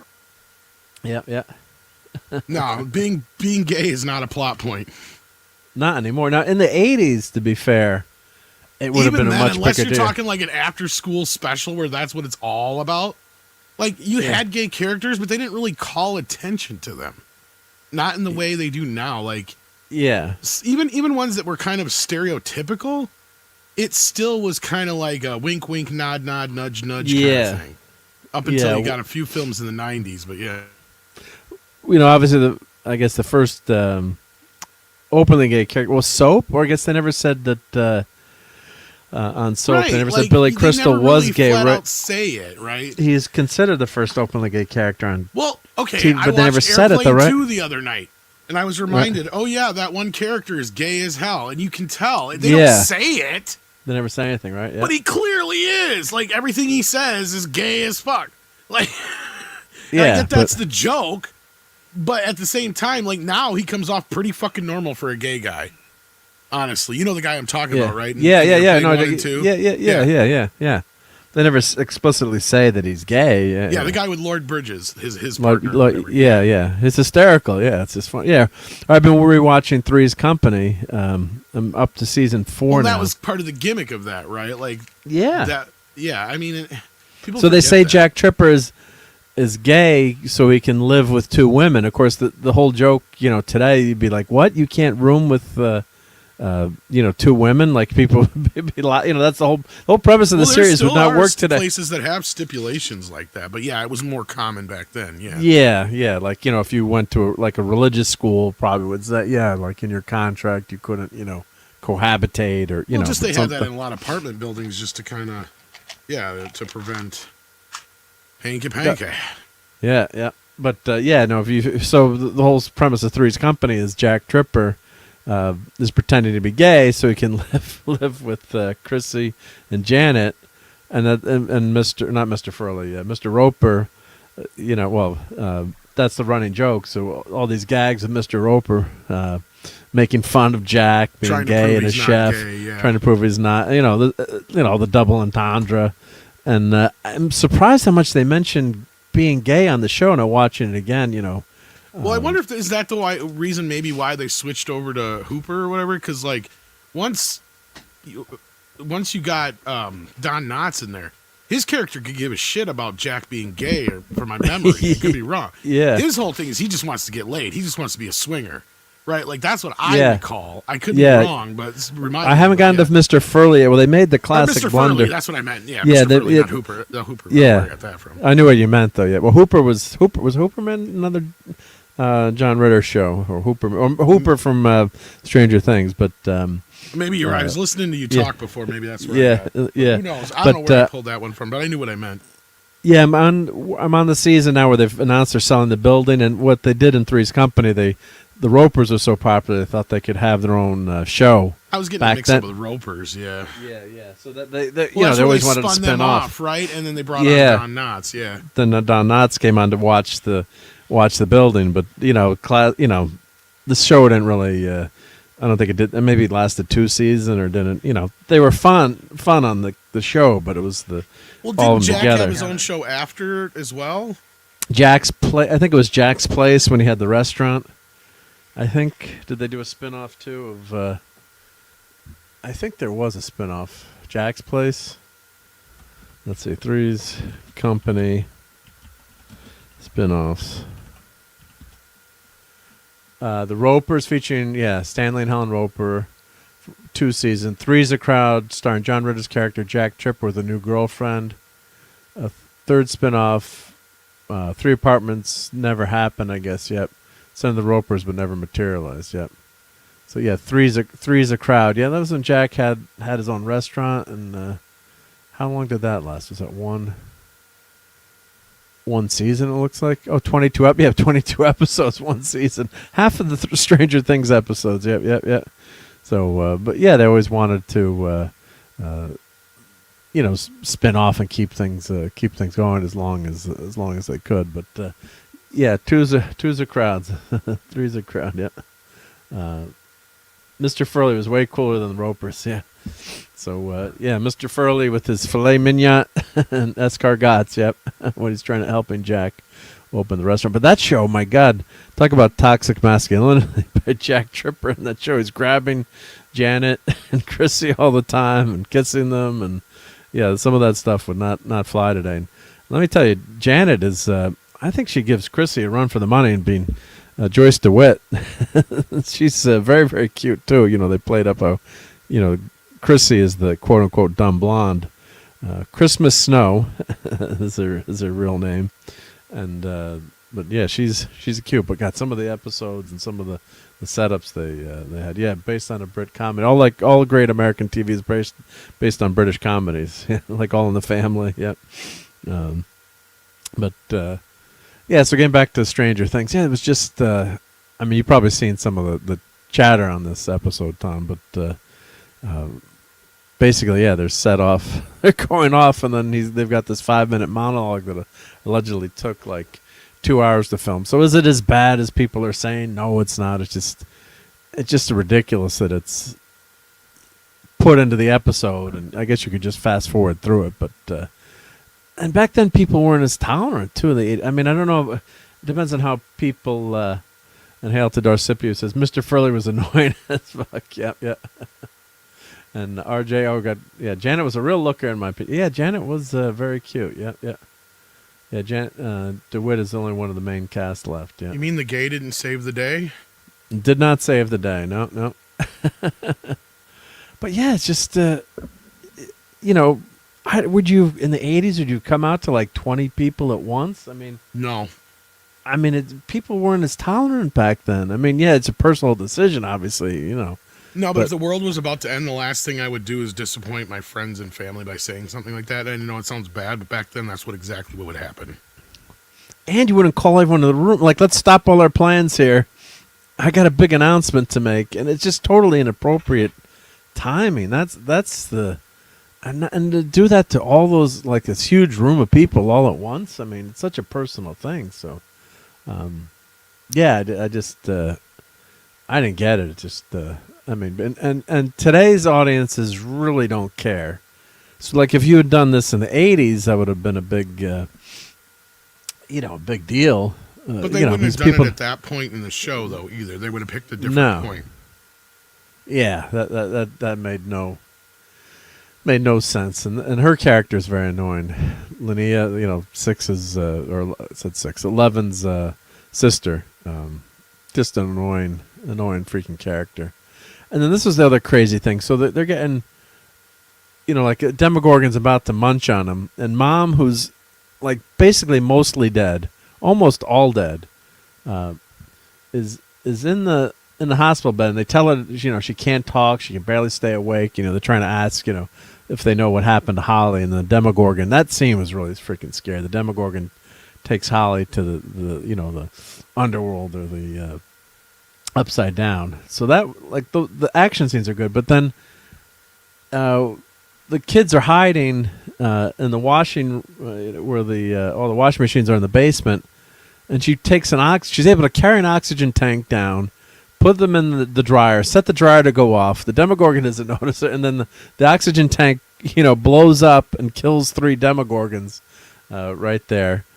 And then she starts talking in the episode. It's like they're explaining in the early episode, like, her vocal cords are like shredded, like, and she's got to rest her voice, or can't talk. If she tries to talk, maybe she won't be able to talk again. And she like becomes this badass character. And like, what happened? And Nancy, the sister, turns into Rambo in this one. She's always been a good shot in the show, but she takes out all the military. It kind of pulls you out of it. It's a cool scene. But she's got the AR-15, and she's whacking like Lady people Rambo. left and yeah, like Lady Rambo, and she's a cutie patootie, Natalie Dreyer. But it just kind of, and they're getting shot at, and 6. I keep saying 6. 11. Can bend block bullets, but they're in this box truck and they're getting shot at. Classic. It's not just this show, but every show. Like, the characters can't get hit. It's like you've got like 20 troops lined up with machine guns and in a van that's not very bulletproof, and no one gets hurt, right? Yeah. So this is the big reveal, and everyone goes to hug Mike, and we still like Mike, and yeah, it's no one gets pissed off. Yeah, but no one gets pissed off either. You think one friend might get pissed off. Yep. So that's why you tried sucking my dick in 3rd grade. So Morlags is here. Says, does anyone have superpowers now, or just half of them? Well, Finn so has this is a CW show now. Well, just Mike, Will, I keep messing their names up, but Will Byers, yep. He's got powers, but only when Vecna is near. He can siphon off Vecna's powers, yep. I don't think the sister has any powers, yep, of 11, yep. Yep, let's check the chat here, make sure I'm not missing anything, yep. Yeah, so, yeah, maybe, like, or if they had one of the characters, maybe would have been realistic if one of the characters was disgusted or said something, everyone just accepts it, like this big kumbaya moment, which is fine. But maybe if it would have been a little bit more realistic if one of the characters got pissed off at him, or why are you telling us this now? We got to go kill Vecna. The world could end, right? The 2 worlds could collide, and that could be the end of everything. So 11, of course, is using her powers to get to the upside down. And this is one of the school teachers. There's fun character moments here. And he's like the science teacher and helping to build the tracking device so they can find everyone in the upside down. But I think they could have made this could have been a 2.5 hour movie, and would have been fine. To cut this, what is it, 8 hours or 10 hours of TV? Could have been cut down. Let's see how much. What do we have? 8 episodes. Yep. So you got like 10 hours.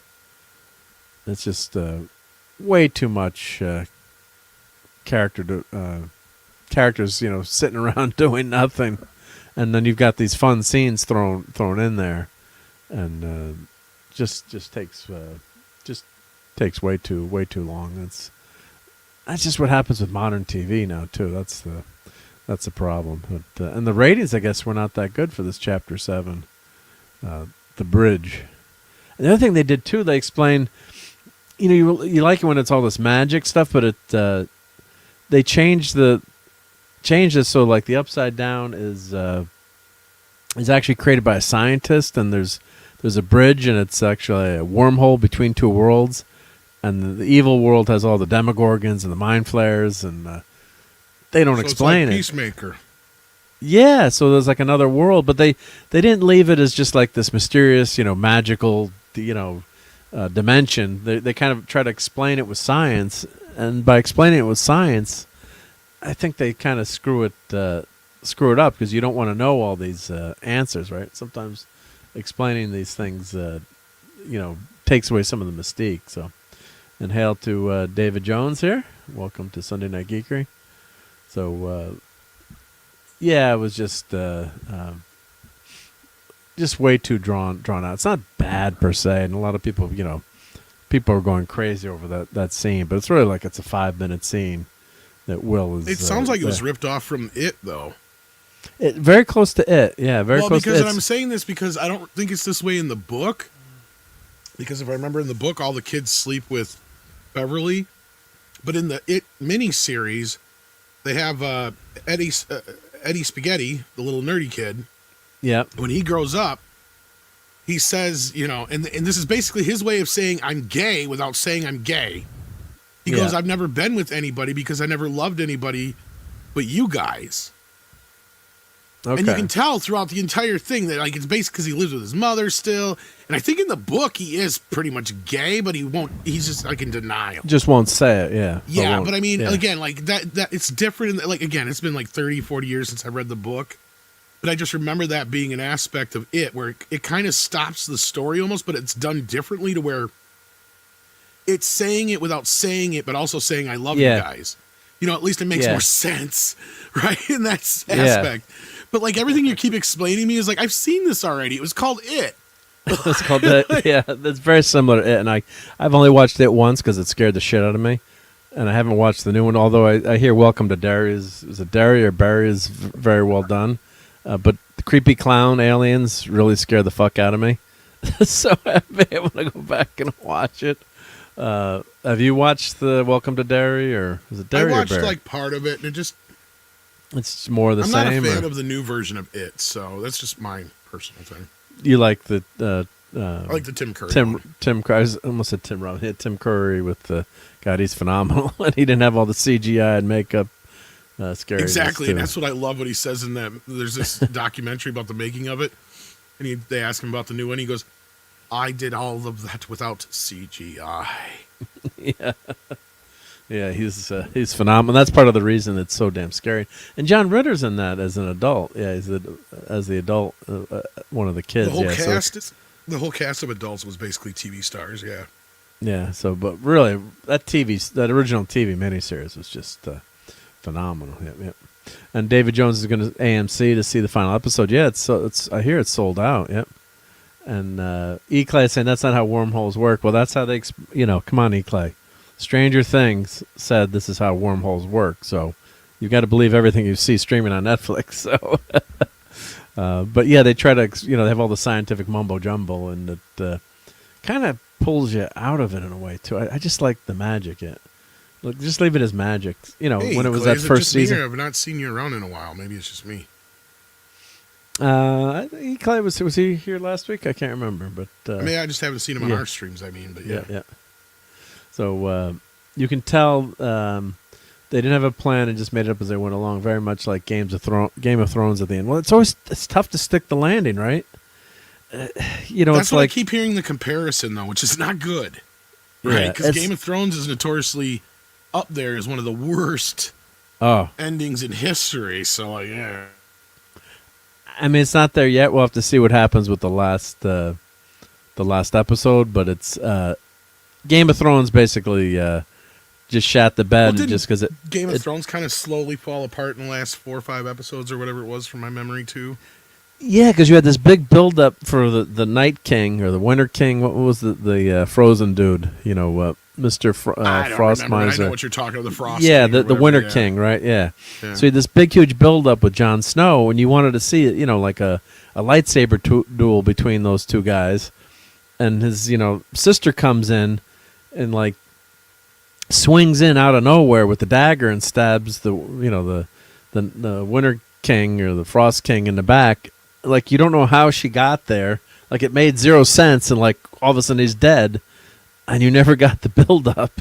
And then Jon Snow just leaves and gets exiled to the north.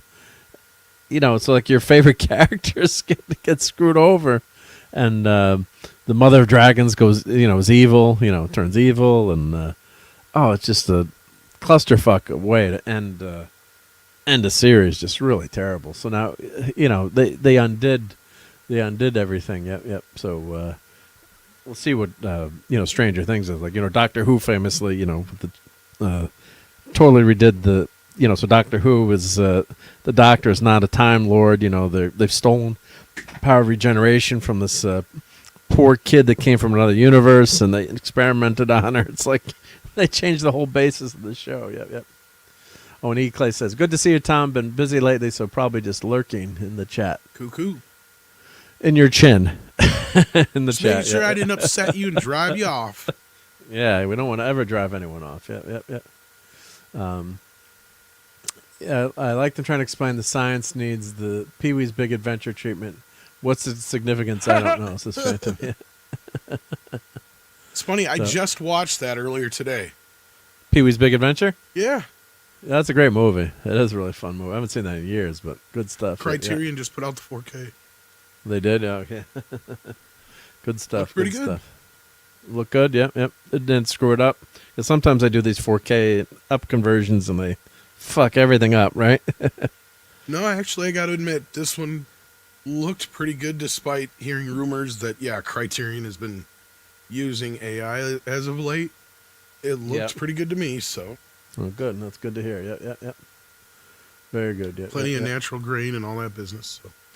Don't want to get too into that here, but go ahead and Yeah. finish up. Yeah, we'll finish up Stranger Stranger Things. No, Godzilla says, there's a slow decline starting at season 4, then season 8. A shit ton of laxatives and shat the bed someday. Well, I guess you're talking Game of Thrones, right? Yeah. Yeah, because once they ran out of story, because George Martin has never finished the freaking book. So, yeah, once they ran out of stories, that were plotted out, was a disaster, yeah. Let's read this review here. 7 out of 10. So this episode is not as bad as people mentioned here. People are taking it as the series ended here, and they have all the unanswered questions. But you should understand this is not the final episode, and one more episode, almost 2 hours, will be dropping. So basically a movie. So saying that we have all the unanswered questions doesn't make sense. Yes, the dialogues were not perfect, but the main blame I put on the makers. Don't think it was meant to be released like this. Volume 1 was fine, but Volume 2, and this point, is giving people a feeling of incompleteness. They should have released Volume 2 completely at once. Well, I think they're trying to, gin up support, and it's interesting, that, Netflix. We've talked about this, with buying Warner. It's going to the movie theater, going to end, right? So, they're putting this in theaters. So, the Demon Hunters, or what was that movie that made like $20 million that weekend? Was the sing along? What was it? What was that, Tom? Tom, you were singing that song all K-pop the Demon time. Hunters. K-pop Demon Hunter. Yeah, right. That made $20 million or something that one weekend. So it's really weird, yes. But Netflix is trying to gin up as much support, and God knows how much. Didn't they spend like $500 million on this last season or something obnoxious? I mean, I think it was they were spending like $50 to $60 million each episode, right? So times that by 8, it was a $250 million on this season. I mean, that's a shit ton of money to put into this. So, yeah, we'll see what happens. But yeah, it's just it's been a big thing for Netflix. Like what I mean, Game of Thrones, not Game of Thrones, House of Cards, another British show remade, right? That was probably the first big Netflix hit, I think. And then you had the Stevie Ray, who was the musician for Bruce, who was the mobster that went to Norway. What the heck was that series called? That was another popular early Netflix show. What the heck was the name of it? Someone in the chat. I can't think of it, but yeah. Yeah, but like House of Cards. You know, at first people were saying Netflix is going to go away, right? You know, the Disney Plus is going to wipe them out, and you know HBO Max, and but didn't happen, right? I mean, yeah. Well, Lilyhammer, yep, with Stephen Van Zandt, yep. So that was the first show in 2012, and House of Cards, probably the first major one with, of course, with Kevin Spacey, who and Robin Wright, and of course they had to write Kevin Spacey off the show for obvious reasons. But yeah, I mean, you got to hand it to Netflix, right? I wish I had bought their stock years ago, but yeah, they've kind of defied the odds here in terms of making it as its own network compared to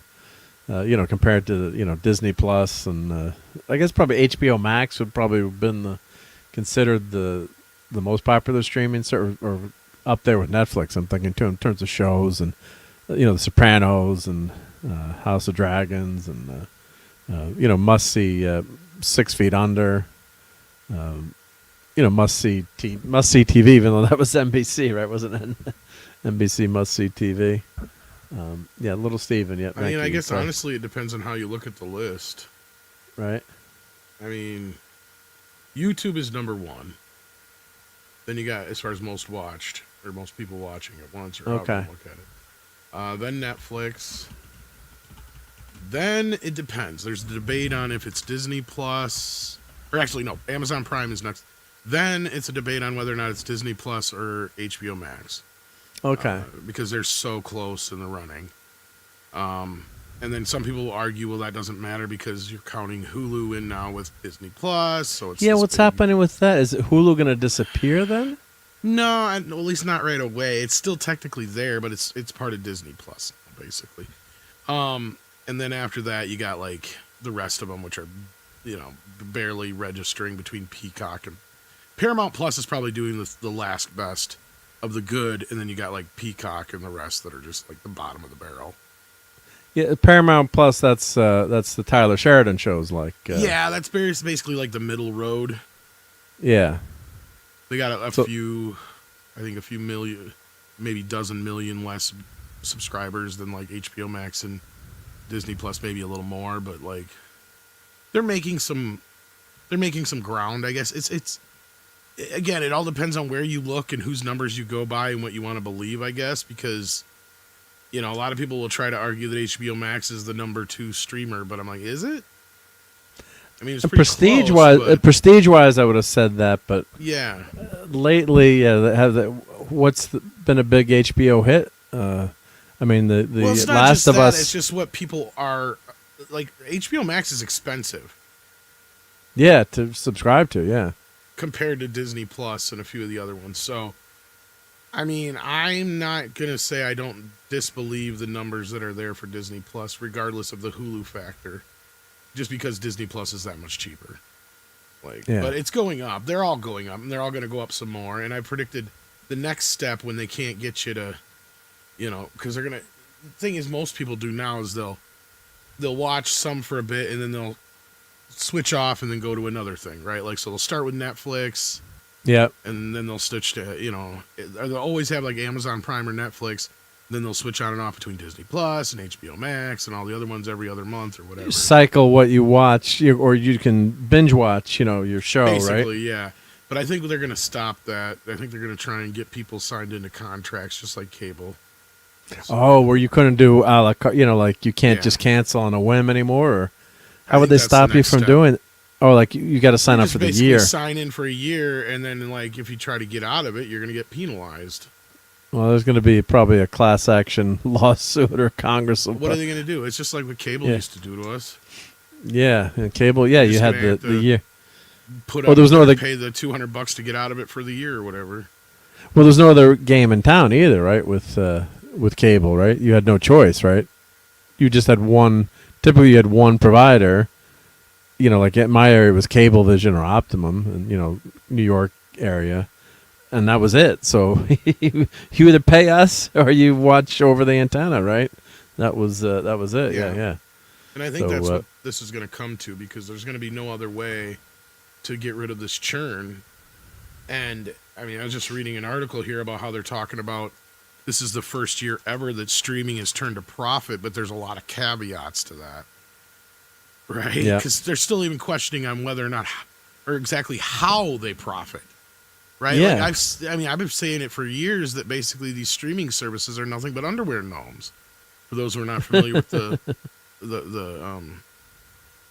analogy there, it's a South Park episode where these gnomes were going around stealing the kids' underwear, and their whole strategy was we steal the underwear, profit. But they didn't have in the middle exactly what they had to do to profit. Right? Like it's just, there's just this magic profit at the end of the rainbow that they're talking about. And that's exactly what streaming was, right? Because they saw Netflix making all this money without thinking about, well, Netflix was built on the rental industry, right? Like off of discs. And then from there, they were one of the few, like people got to understand, and this is where I know it's in such recent history, but I think there's even some people who forget this, that what Netflix did was basically like if Burger King stood up tomorrow and said, guess what? We're no longer going to serve burgers. In fact, the Whopper is done. We are done with the Whopper, and from here on out, we're only going to be doing, filet mignon burgers. And everybody would freak out for about 2-3 weeks, but then before you know it, everybody would think that that's what Burger King always did, right? Because people forget that Netflix wasn't always just Netflix online. That was just another part of their business until they decided to kill the video side, which everybody was like, you guys are fucking insane. And their stock plummeted, and they did what they said they're over. They're done. Yeah, but they just flat out said, no, we're done. And they made this cutthroat decision. And little did we know we'd be sitting here, X amount of years later now, close to 10 years later, going, yeah, no, they are the biggest kid on the block now.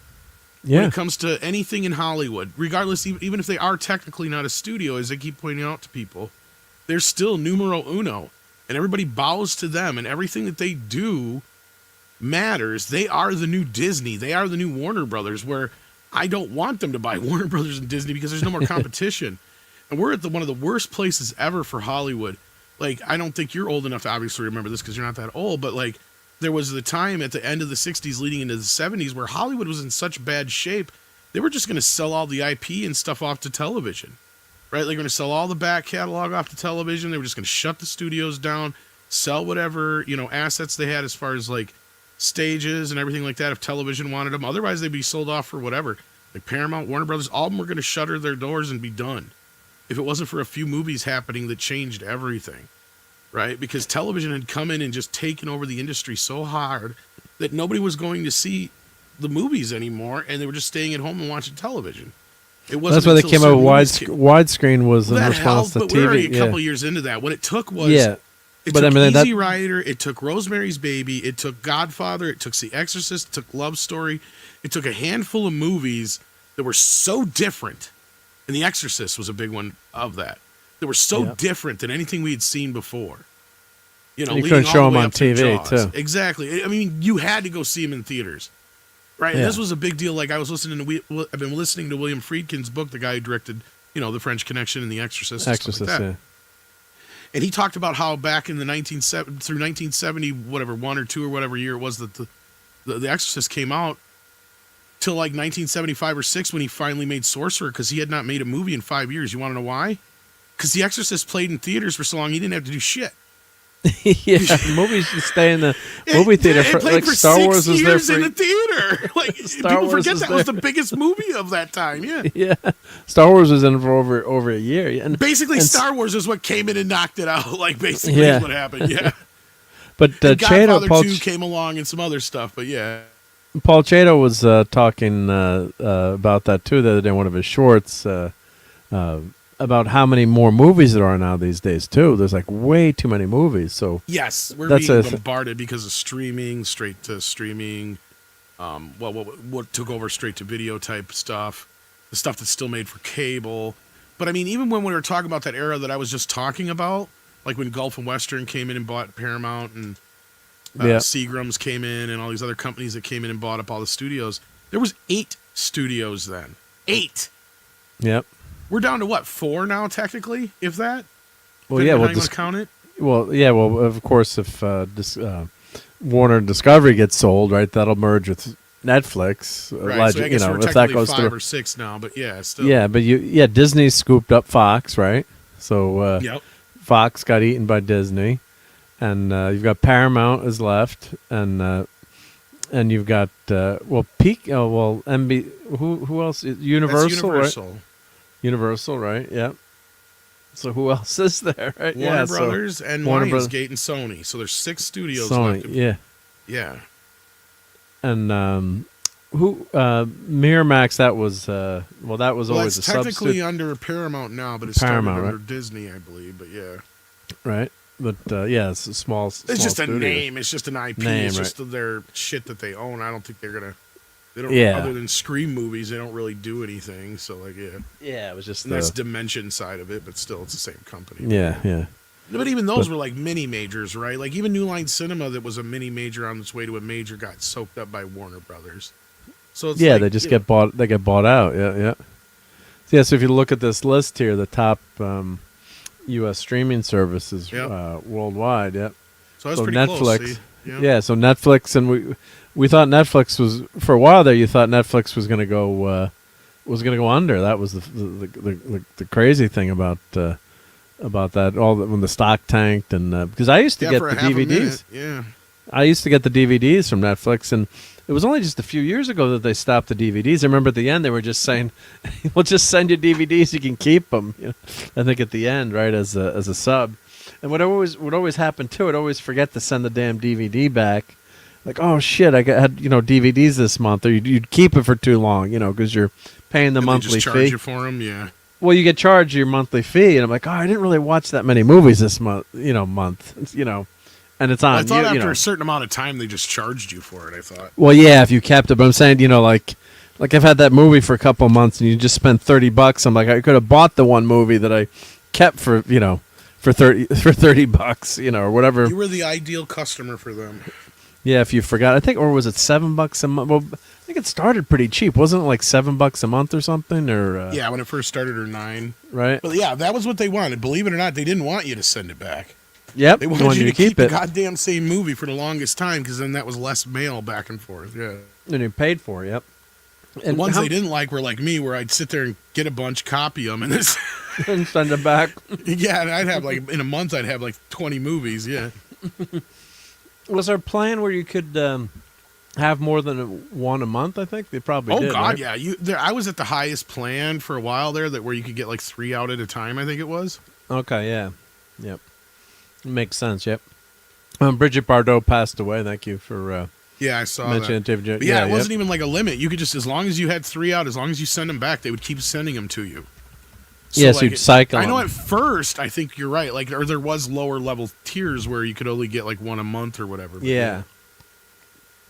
So here's the great Bridget Bardot. Wow,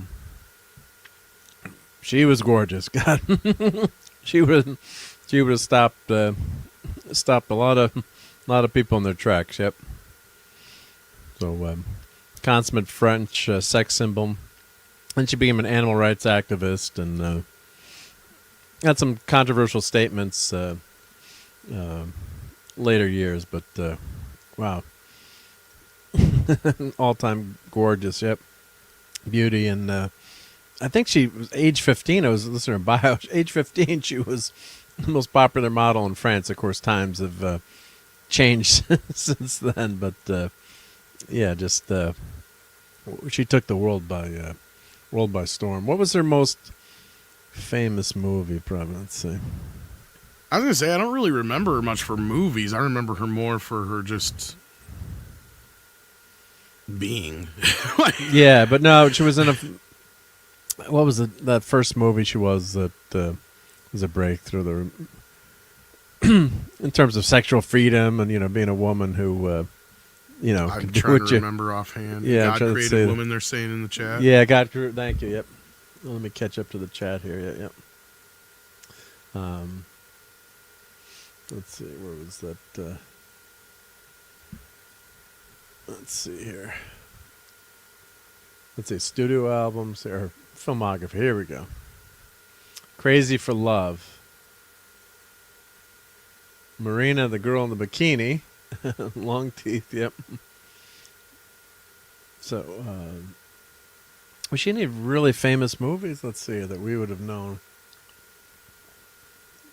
Helen of Troy. Well, she stopped acting at age 40. It Happened One Night, French movie, yep.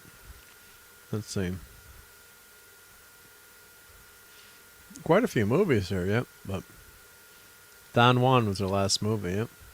Don Juan, if Don Juan were a woman. Yep. What a title. So, yep. Brigitte just needed to open it. Wouldn't that be Don Juanita? Yeah. Don Juanita, yep. It's probably more well known. Juan. Don Juan, yep. Love Pillow, yep. Better watch out as I click on these French movies, yep. Oh, that's Will Mummy, yep. Dear Brigitte, yep. But yeah, she was that gorgeous lady, and God, she was famous for her looks, right? Yep. And only rights animals have is to be eaten by me, says RJ Godzilla. Yep. Yeah, she got in trouble for some of her statements. Yeah, lack of free speech was amazing in some other countries, right? Yep. Yep. So, yeah, 6 times for her comments about Islam. She was fine. Yep. RobAltis, rest in peace. Yep. David Archuleta. You know what was David Archuleta famous for, Tom? I know. I'm just checking your pop culture skills here. Sounds familiar. Star Search. Let me think. Was he a comedian or a singer or? Nope. Because I watched Star Search all singer. the time growing up. I was going to say, and the name sounds somewhat familiar, but yeah. I'm assuming he would have changed his name. Or... Yep. No. That's he was famous for he sang what was this? Hallelujah, version Hallelujah. For some reason, I was thinking something like that, and I think I have that version or something like that. Yeah, it was really the good. One that Leonard Cohen did, right? But it's the other one. Redone. Yeah. So see, I think his version might be the one that's in like now. Shrek or something like that.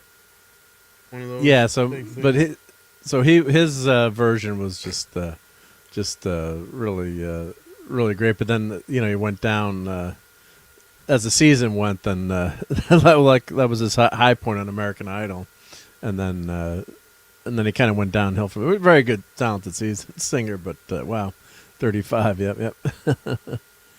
Oh, yeah, and Brian says, and God created women. Yeah, that was. Yep. So I could see. That's why God created women, right? Yep. So Oliver says birthday celebrities December 28th: Denzel Washington, Timothy Chalamet, Barbara Crampton. Timothy had a good weekend. It sounded like he did. Yeah. What happened with Timothy? Yep. His movie was number 2 at the box office. Wow. Yeah, one of A24's best openings ever. $27 million up against Avatar. Yeah, let's check out the. On his way to being a movie star. Is it Charlie's birthday today, or is it his brother Richard's? Because I had his brother Richard pop up today, but I didn't see Charlie's. Okay. Not that there's much difference between the two. Charlie is the director. Richard just did all the music. Yeah. Because actually, I have an interview with Richard Band that's never been released. Oh, wow. Can't release it, or I can. We just haven't got around. Our interviews have never really gotten a lot of attention or views. Okay. So they take a lot of work. A lot of editing, right? Yeah. Yeah. So they kind of keep getting pushed to the back burner. Yeah. So we'll see if any. There's like a handful of them that just have not seen the light of day yet. Yeah. They're just sitting in the back waiting for the right time to. I interviewed the writer of Roger Rabbit. The author of the book. Okay. Got the director of Nightmare on Elm Street 2 I'm still sitting on. Andre'd probably be really embarrassed for me saying this. She'd be like, don't tell everybody this. It's very embarrassing. There's a lot of work, this YouTube gig, right? It's fun. Especially when you don't get paid anymore like me, yeah. So what happened? Any I'm news still on working on that. Not yet. Yeah, it's slow process. Still trying to get everything in order before I do the official appeal. So you haven't submitted the appeal yet, right? Yeah. No, but I'm glad I haven't yet because I talked to like some people who've dealt with it already, and I kind of have a pretty good idea of what I got to do. Now I just got to get all those ducks in a row and get it in before the deadline. So you're better off, do it right. Yeah. Before you just don't rush it. Yeah, I've got enough pointers now, I think, and enough idea of what I'm supposed to do, I think. So we'll, hopefully within the next 2 or 3 days I'll have that done. But again, it's still going to be a waiting process, so we'll see. Yeah, well, hopefully you won't get the 5-minute response, by some bot. Yeah, it depends. That's a scary thing I've heard too, it's right? both. It goes both ways, right? Like I've heard, that it can go through pretty quickly, or it could just be a bunch of appeals shit you're dealing with. So we'll have to see how it goes. Yeah, fingers crossed. If it looks like it's going to be a headache, I'll probably just start a whole new channel. Yeah, and just say fuck it at that point, because there's no sense in trying to play their goddamn game. You can't win it, right? Yeah. No, and at that point, by the time I play the waiting game, I might as well just put my efforts towards something that's going somewhere than something that's just going to be nowhere. Because, I'll probably still do a stream Tuesday and Thursday of this week. I mean, I took off last week because of the holidays and everything. I didn't want to make anybody feel like they were obligated. But I'll probably still do a couple more streams just to kind of get over to the other channel. Maybe I'll simulcast for a little bit. Then I don't want to get worried about reused content because that's what this then is you all get about. screwed, right? Yeah. So but we'll see here because they set it up to where you can stream to all this shit. So I'll be like, now what, guys? Because you guys don't know what you're doing. I think half the time, but anyway. Yep. Yeah. Well, that sucks. That happened. God, just Star ridiculous. Trek. Star Trek is on Channel 4 right now. I changed channel. Star Search. Oh, Dad. Well, Star Trek was on Channel 4 here, NBC, back when it first aired. Yep. So, Oh, oops, I was far behind. That's okay. Just put us on at 1.5 speed. I've done that before in streams, too. Like, you're watching it, you think it's live, and you're answering the chat, and you're like 5 minutes behind, or sometimes you click on the damn thing, and you pause the stream. All right, so let's check out the box office for this weekend. So, Avatar: Fire and Ash. Raise your hand if you went to see Fire and Ash in the movie theater. I've yet to meet somebody who has. I haven't seen it. It's actually not doing that good. I mean, it's doing good, but it's not doing as good as it should be doing U.S.-wise. Okay. More international. Well, and it's still like 100. I think it did have a good second weekend, though, so I'm not going to take away from it. Well, 28% down is not bad. That's not it's bad. A decent drop, actually. So, you're not going to... But, hey, this is today's, I think, though. This is not overall for the weekend. Because Marty Supreme okay, it's just day-to-day. Okay, it's day-to-day. I think, because Marty Supreme got number 2, and there's no way Zootopia had a 34% increase over the weekend, I don't think. That's what we did. Yeah, this is domestic weekend, week 52. Or wait, so well, Marty they just haven't Supreme, updated it yet. Is this the Timothy Chalamet movie? Yeah, that one's supposed to be the upset for second place, so they just must not have updated it yet. And what the heck is this movie about? I don't know. I just heard about it recently, and all of a sudden it's like the latest thing. So, I mean, we know the ladies love Timothy Chalamet, and he's like Mr. Fashion icon these days, right? like I said in my post, I said, like it or not, he's becoming a movie star. And he's And popular with the ladies. Yeah. Well, yeah, that's part of it. You got to be popular with the ladies. But I mean, he's opening movies. All right, Almost so let's everything see he's here. been in is opened. So let's see. It's a sports comedy drama film directed by Josh Shafidi. I wonder if they have any sporting events like they had in Revenge of the Nerds, but who co-wrote the script, loosely inspired by the life and career of American table tennis player Marty Reisman. Oh, table tennis, okay. So Ping pong ball. Ping pong ball, yep. Received critical acclaim, with many critics praising the direction, screenplay, score, and editing. Performance in the film has also been praised. Top 10 films of 2025. So is this like an Oscar grab? December is like Oscar month to like get Might be. Right? Sounds like Forrest Gump without the retardedness. Yeah, so he works as a shoe salesman, with competing professionally as a ping pong player. When did ping pong get to be like a fad? Was it the 60s where it took off in the Didn't States the boys here? bring it back from one of the wars? Because isn't it an Asian thing? That's why It it's is called Asian. ping pong. Yeah. It's Yeah. Asian, but I think it was like, like the hula hoop became a fad. I think ping think pong it was went the boy, crazy in the the 60s, guys right? brought it back from one of the From wars, Vietnam? I want to say. I don't know about Vietnam, but I would think maybe you were probably maybe the Korean Korean War? War. Someone in the chat will Because help in Forrest us out, Gump, yeah. I want to say he did it, but he went over to Asia to do it. Like that was the whole thing. It was like, when was that? I'm trying to remember. Yeah, was that was that the early 70s or? Yes, well, Forrest Gump, he was in, that was the Vietnam War, right? Well, in that movie. I think right? it was after that, though. See, that's what I was trying to They remember. that he did the, Because but I think ping pong had been around, but I don't know. That's Okay. probably a good thing to look up. but, oh, wow, we got a massive $17.01 super. JT Kirk, what are you doing? No bloody A, B, C, or D. Wow, well, that's way too huge of a super chat. But thank you very much. And, of course, well, I'm definitely playing this then. No bloody A, B, C, or D. Here we go. Hello, computer. This is why it's in Forrest Gump. Okay. In the 1970s, ping pong became a way of diplomacy between the U.S. and China. Oh, that's right. Yeah. Interesting. So I guess we had a big competition or something like that. Yeah, that's what the whole Forrest Gump thing must be around. Yeah, So I was don't know if that's Richard what this Nixon, only is Richard about, Nixon but- go to China? Yep. And JT, thank you so much for that. Yeah, much appreciated. Yep. Ping pong is actually an English invention. Yeah, Okay. looking back, it said it like was invented in the early 1900s, but China Interesting. dominated it or whatever. But then, like, yeah, it became popular in the U.S. During the 1970s. It said here, yeah. So Sounds about right. But things become fads. Yep. Yep. So and ping pong's still pretty popular, but not. It is, but I remember it being yeah, much not more cra- popular back in the day. Yeah. I loved playing ping pong as a kid. Yeah. United States Table Tennis Association was formed in 1933. Okay, so pretty darn old. You know what I like is Stiga hockey. That's my gig.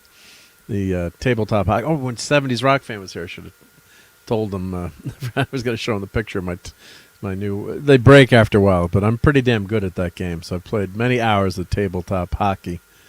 They do have competitions for that, but nothing like ping pong yet. But I guess so. Marty Mauser, champion. Let's see. Can I click on his name here? Marty Reisman, I guess. Yep. So is he still alive? Oh no, he passed away in 2012. Yep. American champion table tennis player and author. 50 and 60s men's single champion in 1997. Hardbat champion. What the hell is that? Oh, the racket used. Yep. Before the invention of sponge rubber. Okay. Yep. Oh, hardbat. I guess without the rubber on the racket, right? Yep. So, well, that's pretty interesting. Yeah. So, I guess it's become pretty big opening for them, right? So for not a small bad movie, considering it's up against Avatar. Yeah, right. So yeah, not bad. Yeah. That's what I'm saying. Like, people are going out of their way to see it, and I highly doubt it has anything to do with the ping pong aspect. Yeah, it's Timothy Chalamet. to do with exactly Timothy Chalamet. Yeah. Yeah, it's Timothy Chalamet. And good evening, JT Kirk says to everyone. Yep, good evening. Yep. Are we going to see Marty Supreme in theaters? I am not. I didn't plan on it.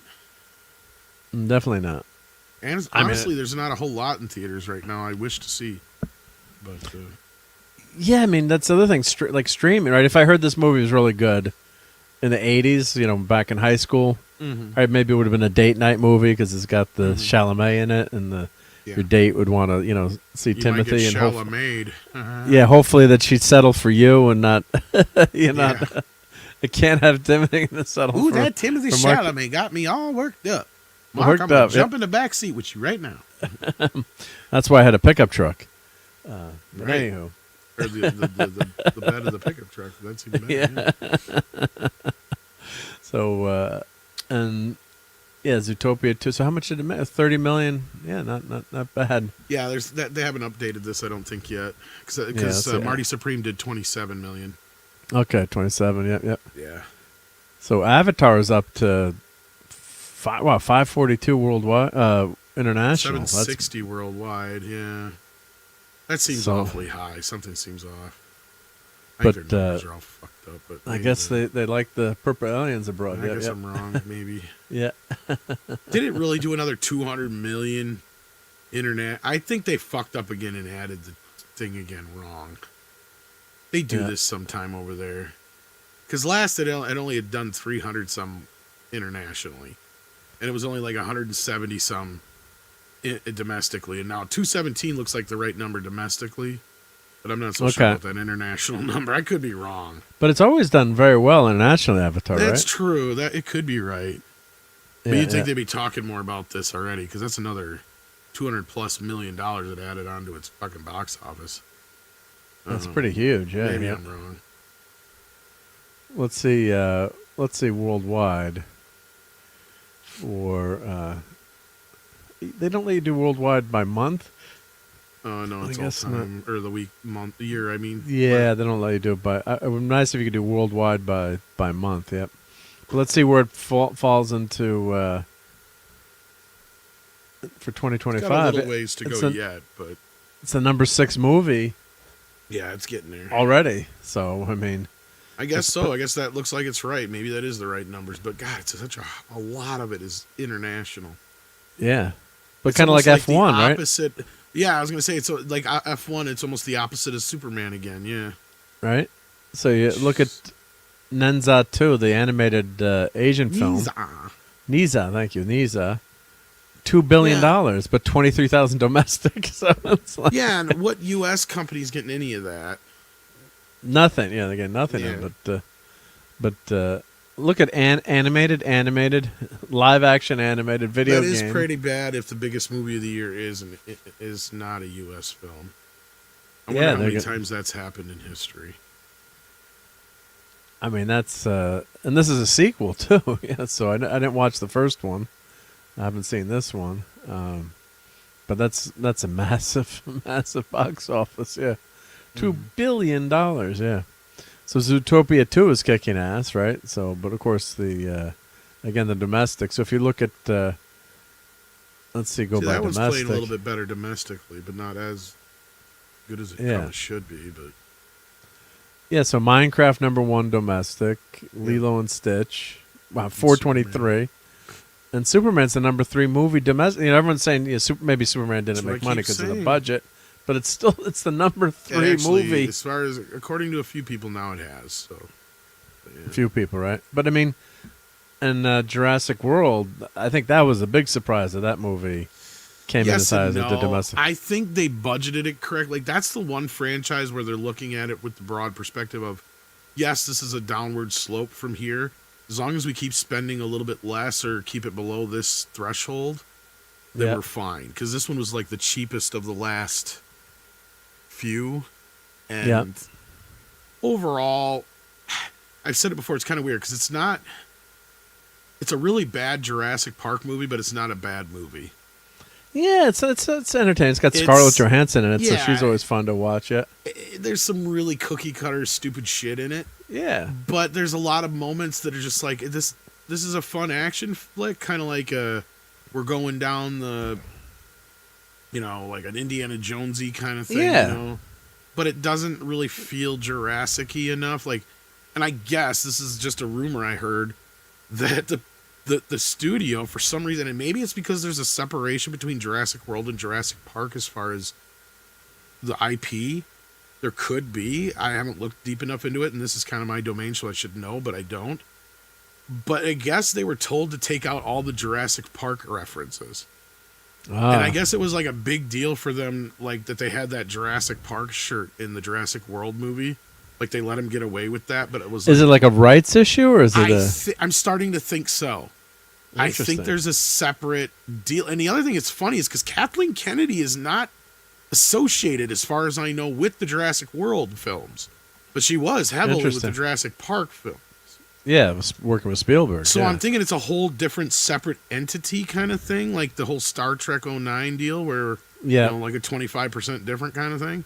And we never got confirmation of that, but something had to be there. Oh yeah, we did kind of get some confirmation enough. But we didn't see anything in writing, kind of thing here, where I'm starting to wonder if maybe there isn't, to where they don't want to have to pay for like the shit. Yeah, because like that's what it started. Because I guess there was like a bunch of references that were cut, and not only that, the T-Rex scene in this movie is almost beat for beat exactly what's in the original book. Right when they're chasing. No, not the chase scene, but there's a scene with the kids and Grant, and they're trying to get this raft, and the scene with the T-Rex sleeping is almost exactly the same. As it is in the original Michael book. Crichton book. Okay. Yeah. So like, this is something the Jurassic series has done for years, where if it was something they didn't get to in the first two books that exist, they've sprinkled it into other sequels. Yeah, just save it. Yeah, James Bond did that. Or save scenes, or but I guess that scene they made him chop down quite a bit, and there was like this whole other sequence that was like in one of the old Jurassic Park. I think that's the whole thing, because I could never figure out where they were, and I think they're at the old original Jurassic Park. Okay, but I'm not 100% sure on that. I got to rewatch it again, because that's one thing I always kept good track of up until the recent movies. Because in the original book they explain exactly how many islands there are, and they name them all and all that kind of shit. Because there is like 5 or 6 islands with the dinosaurs. Okay, yes, where they did different experiments and all this other shit. And this could have been a bit more interesting film, because I don't know. Did you watch it or not?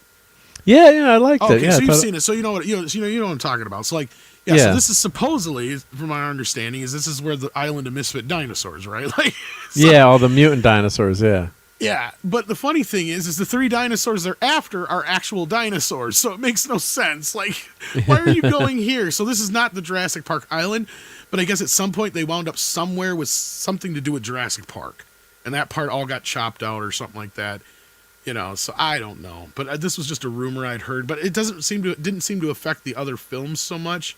But maybe they're getting to this point where they want to separate them a little bit more. I don't know. Yeah, but it's just it was it's a freaking dinosaur movie, right? It's got cute girls in it with Scarlett, and people get munched, and there's dinosaur fights. It has a lot more to do with King. It feels like the Skull Island part of King Kong. Yeah. That's true, and that's what we all want. We all love that, stuff from Skull Island, and some of that got cut out of the original Kong movie that was later restored, right? There's one thing I've wanted from Jurassic Park we've never gotten.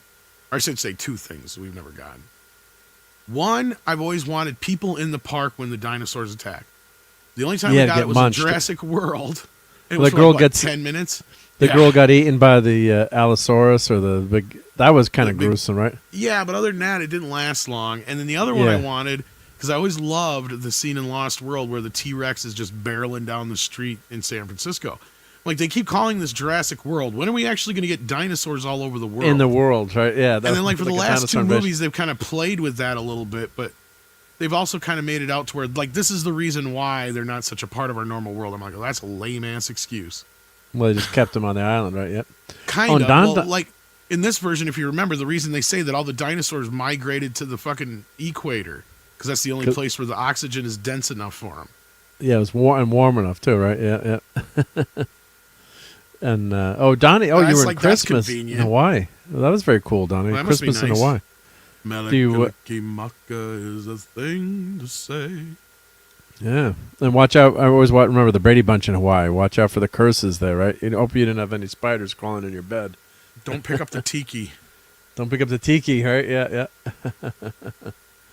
If you see a tiki, leave it alone. Don't touch it. And a question from Brian said, "Are you surprised at Timothée Chalamet's career?" Not exactly. I kind of was one of the people called it. Now what? Here 2-3 years ago. Now I've been saying that this kid's probably going to be the next. I've been comparing him to Johnny Depp. Yeah, I could see that. Right. And he might even be bigger than Johnny Depp at a point here. He might even surpass that. I don't know who you'd compare him to then, but he's got that Johnny Depp thing where he's a chameleon. Yeah, you can never pin him down. Yeah, but he's got that thing where women like him, where he's above that level already, where Johnny Depp, people forget that it took till Pirates of the Caribbean for Johnny Depp to become an A-list actor. Yeah. Like, I followed him for 2 decades. Like, this guy's going to be a big actor someday. This guy's going to be a big actor someday. He's a great actor. He's one of the best actors we got. He was trying to become a rock star. He wanted to be a rock star initially. Yep. I started watching him during like Nightmare on Elm Street and 21 Jump Street. 21 Jump Street is great on Jump Street. Yeah. I mean, and Edward Scissorhands and all this other stuff he's doing. I'm like, how is this guy not an A-list actor yet? He would try. He had a few action films like Nick of Time, and I think Sleepy Hollow made him pretty close to being an A-list actor, but not quite. Like, he was a well enough name. When did Willy Wonka come out? Was that after? That was after, I think, Jack Sparrow, because Jack Sparrow was Edward Scissorhands was probably his first. Like, would you consider him an A-list role? But I would call him still A-list because, like, Tim Burton was still more of the selling point. Yeah, and like an obscure, it's like avant-garde or like a indie theater almost, right? Yep. Well, because like Tim Burton was almost more of a star in a way if you think about it, because it was like from director Tim Burton more so than Johnny Depp as Edward Scissorhands. Yeah. He just kind of became that actor that Johnny Depp put in everything. Like, for the longest time, that's what he was. Because Nick of Time didn't work out for him, and I'm trying to think of his other action film he did. And he tried doing a couple, like, semi-horror films that just didn't quite work out. And he just never could quite hit. Like I said, Sleepy Hollow, I think, was his biggest success up until Jack Sparrow, if I'm not mistaken. And I think Jack Sparrow was right around the corner from there. So, and that just put him into superstardom at that point. But if you notice, he hasn't really done anything besides Jack Sparrow that's been successful. Right. The only other places he's gone where he's gotten any success has been with like awards recognition, and he's never really won anything. But I think he got a few nominations here and there, or close to it, or talk. Because like Ed Wood got praised to high heaven. Yeah, right. Yeah. He was great in that, but that's again another one of the few times I think he came close to being well known. And then like even go back to like Gilbert Grape, Leonardo DiCaprio got all the fucking acclaim for that movie. Yeah. So, Void King's got a question. When did Tom Cruise become a movie star? I got an answer. Porsche, there is no substitute. That moment when he come flying out and you hear dun dun dun dun dun dun dun dun, and he does the twist, and he's singing his underwear. Just take those. That's the moment Tom Cruise became a fucking movie star, right there. And then Top Gun sent him into superstardom, but yeah. So he was in Taps before that, which is a really good movie with. And he was also in George The C. Scott. Outsiders. Yep. Taps. I remember watching Taps and thinking he was really good in that. No, he's got a small part in Taps. So that's George C. Scott, and then who the hell else is in Taps? What was his name? I Google it because I can't remember was that it. Louis Gossett Jr. one, or was that a different one I'm thinking of? Yeah, Sean Penn, George C. Scott, Ronnie Penn Cox, Timothy Hunt. Yeah, I was right. I shouldn't doubt myself. No, I was thinking of a different movie. It's a thinking a completely different movie, but yeah. Giancarlo Esposito was in that too. Wow, as a cadet. Yep. Billy Van Zandt. But it was that movie was 81. Yep. I'm just discovering that Giancarlo Esposito has been around forever. Yeah, he's been in I've seen that. He's been in everything. Like, I think he was even like Breaking 2, Electric Boogaloo, and shit. Like, he's been like in everything. It's like, holy shit, he's in like every movie I watched from like 1980 onward. It's like, you didn't know he was there. You didn't even know he was there until now, and all of a sudden, and he doesn't even really look like he does now. That's the other problem. Like, he's an actor who's had I don't even think he's done work necessarily. Just the way he is, he aged, I think was kind of what it was, because he had more of a puffier face when he was younger, I noticed, and then as he got older, he got that more skinnier face. But yeah. So Tom Cruise, Clobber Tom's favorite actor. Sorry, Clobby, just joking. Don't strike me down. His first movie was Endless Love, bit part, and then major supporting role as a crazed military student in Taps. Yep. And then he was impressive director in that, so he gave him more of a part. Yep. Then he was in The Outsiders, right? And then with Ralph Macchio, Patrick Swayze, C. Thomas Howell. That was kind of like the A-list of all the young actors back then. Matt Dillon, Rob Lowe, All the Right Moves, and then Risky Business. That's All the Right Moves helped him though. That kind of helped push him. But yeah, it was a sports. It was a football really star. Yeah. Tom Cruise, Craig T. Nelson, Leah Thompson, Chris Penn, and Gary Graham. And then he just took off with Risky Business, and then he was in Legend. Yep, Color of Money, Paul Newman. Legend was the only one that kind of flopped on right? Era. Yeah. And it's funny because Color of Money, people forget that movie. That's a good movie, yeah. It is. And Scorsese, and the part of the problem is Scorsese just doesn't talk about it. I don't know why. And it's a sequel to done years later. And maybe that's why, is because he just did it to prove that he could do it. Yeah. And it was just a thing, because I've never quite figured it out with him in that one. Because he just doesn't talk about it. The Blu-ray has like no special features, and it gets like no attention from Scorsese at all. Like, I don't know if it was one he just did for the money and just has no real attachment to it, maybe? I don't get it. Yeah. It's a damn good movie. And I remember it got quite a bit of acknowledgement when it came out. I think he didn't Paul Newman get nominated for that? And did he win? Let's see. Because I want to say he's one of the only actors in history up until more recently with like Ian McKellen and stuff like that to get nominated, I think, twice for the same role and win. Yeah, sequel to The Hustler. Sylvester Stallone and a couple others are the only other ones that are in that category, but yeah. Yeah, so that's, he's challenging Minnesota Fats, and that was, Jackie Gleason was awesome. And Jackie Gleason was quite a pool player, too. Yeah, let's see, what awards did it... and it had a hell of a soundtrack, too. I remember that. Yeah. So let's see, The Color of Money. Paul Newman won for Best Actor. That's what I thought. Yeah, the original. Was it the original or Color of Money? Yeah. He won Color Best Money's Actor. the sequel, and Hustler was the original. But I think he got nominated for Hustler, but didn't win. But he did win for the sequel, which I think, like I said, was one of the few times in history where not only was an actor nominated for the same role twice, but he actually won. I think the only other people are like Ian McKellen and Sylvester Stallone and a few other people, and that's it. Yeah, because even like Robert De Niro was nominated for playing Vito Corleone, but it wasn't the same actor twice, right? You get my point? Like, yeah. Plenty of times, but like it's only been a few times. I can't remember all of them, but there's only been like a handful of times where an actor's been nominated twice for playing the same role, and that was one of them, I think, if I'm not mistaken. And Courtney's in the chat. I don't know if she's trying to join, but hopefully she can. She says, one of the main things that Club is right about was the fact that Tom Cruise sucks. Well, and the thing about The Hustler compared to Color of Money is they're connected, but yet they're two completely different films in a way. Like, you don't even really have to have seen The Hustler. You don't, Color of Money, but it does help because the roles are so reversed, but yet it's not retreading the same ground. It's so well done. It's really difficult to explain because Tom Cruise is a lot like Newman's character was. He's Newman's character as a young guy, but he's different. And Newman is a lot like Minnesota Fats, but he's different. Like, there's that dynamic there, but it's a difference to it, and it has a much more lighter tone in some ways too. But you also have like this extremism with Tom Cruise in it that it is like he's such a different character because Newman was very subdued compared to Tom Cruise is clearly coked out of his fucking brains in that movie. And hail to Mr. Tonic Madman. Great to see you, buddy. But think about it, when was the last time you watched that movie? It's probably been a while, hasn't it? It's been a while, yeah. It just kind of fell off the radar. I'd watched it maybe within the last 5 years. I think I went back and let me watch this again. And Jackie Gleason is so great in the original, Tim Paul Newman. But yeah, let me look at Tom Cruise. Okay, so he did Cocktail 88 was Razzie Awards. Fuck. That was Cocktail. That sucked. It still made money. But it still made money, right? And then, but then he was in Rain Man, which he won the Academy Award for. Which won the Academy.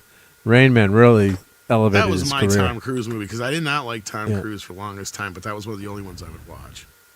That's Dustin Hoffman. That's why he's great. Yeah, and Born on the 4th of July.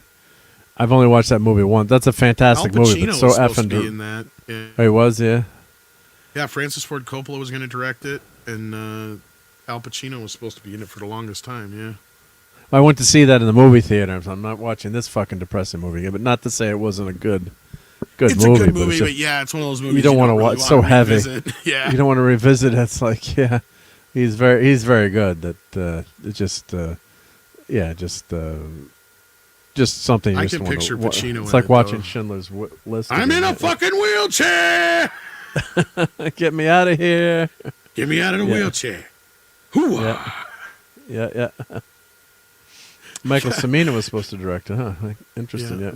Well, also at one point, yes, but also Coppola was going to too, because it was going to be his follow-up to The Godfather. That's how long that script was around. Wow. Yeah, no, like it was around for a long. Well, you got to remember, Oliver Stone started out as a writer, fresh out of Vietnam, because he had hurt himself. He got hurt. No, he didn't hurt himself. He got injured in Vietnam and got discharged with I think it was Purple Heart and a bunch of other shit. Yeah. And then he just started writing, and he didn't really have aspirations to be a director for the longest time, because he wrote for like 10 years before he finally directed. Because if you guys remember, he wrote Conan the Barbarian and shit. Wow. Yeah, prolific writer, yeah. But it's tough to get started, right? So. And then he just and then one of the first things that really kind of made him big and huge was when he directed that finally, because he had the rights to it. That was the whole thing. Is he bought the rights to the book, and he wrote the script, and then he gave it to Coppola first, and then I think what's his face second. Okay. But it was floating around for years and years. I don't know who was going to play it in the other version, but Pacino was attached for the longest time. Okay. Till Tom Cruise finally got put on by Oliver Stone. But yeah, I'm looking at Giancarlo Esposito's fucking. He's Jesus been everything, Christ. and you didn't notice him ever. Yeah, that's funny when somebody becomes a star, and then you see him in every other movie. Then you notice the person. Yeah. I'm not even kidding here. Like The Changeling, the horror film he's in. Taps. I've seen Taps. Yeah, Taps. He's in Trading Places. A Brother from Another Planet, The Cotton Club. I mean, it just Desperately Seeking Susan. He's in that. He was in an episode of Miami Vice. Actually, it looks like he was in 3 different episodes. It's 3 different people. Yeah, I mean, I've seen Taps a bunch. It's been years since I saw Taps, but Maximum Overdrive. That was one of the other ones that I was like, holy shit, that is him. He's the guy playing video games who gets killed by the video games. Lenrod is headed out. And on and on and on. And Do the Right Thing, School Day. Like, he's in a lot of Spike Lee movies. But yeah, just on and on. I could keep going for a while. But anyway, go on. Sorry. Giancarlo Esposito is in Trading Places. Yes. Gus Fring, the Chicken King from Breaking Bad. Nothing to Lose. That's the one I was watching not too long ago that I couldn't believe he was in it. But take care, Lenrod. Great to have you here. Yep. Metallica Man. He's in Monkey Bone. Yep. Jesus Christ. So, so I guess these movies have... It's a slow week for movies, but Timothy Chalamet, did pretty well. Yep. So, but for some reason, Disney just keeps cannibalizing their own box office by releasing movies on top of each other. I don't know why. Which 2 movies? Well, they got Avatar right up against Avatar. That's just pretty stupid. Right? You should have spread it out a little bit more. Yep. How many weeks has Zootopia been out? Let's see, 3 weeks? 4 now, 3, something like that. It came out Thanksgiving weekend, I want to say. Isn't that what they consider kind of like a life of a movie these days? Now, like 3 weeks, but of You're course not something wrong. like that. You're not wrong, really. Yeah. But you know, it should be. Yeah, it should be. It should be longer. But yeah, it's just crazy that. Let's see, domestic. If I go to click on domestic, it'll tell And to me. answer RJ, he was an extra in the prison or the jail scene, so he's just probably one of the guys in the background. Yeah. Well, it's been out 33 days. Okay. I guess maybe they didn't. Doesn't seem like it.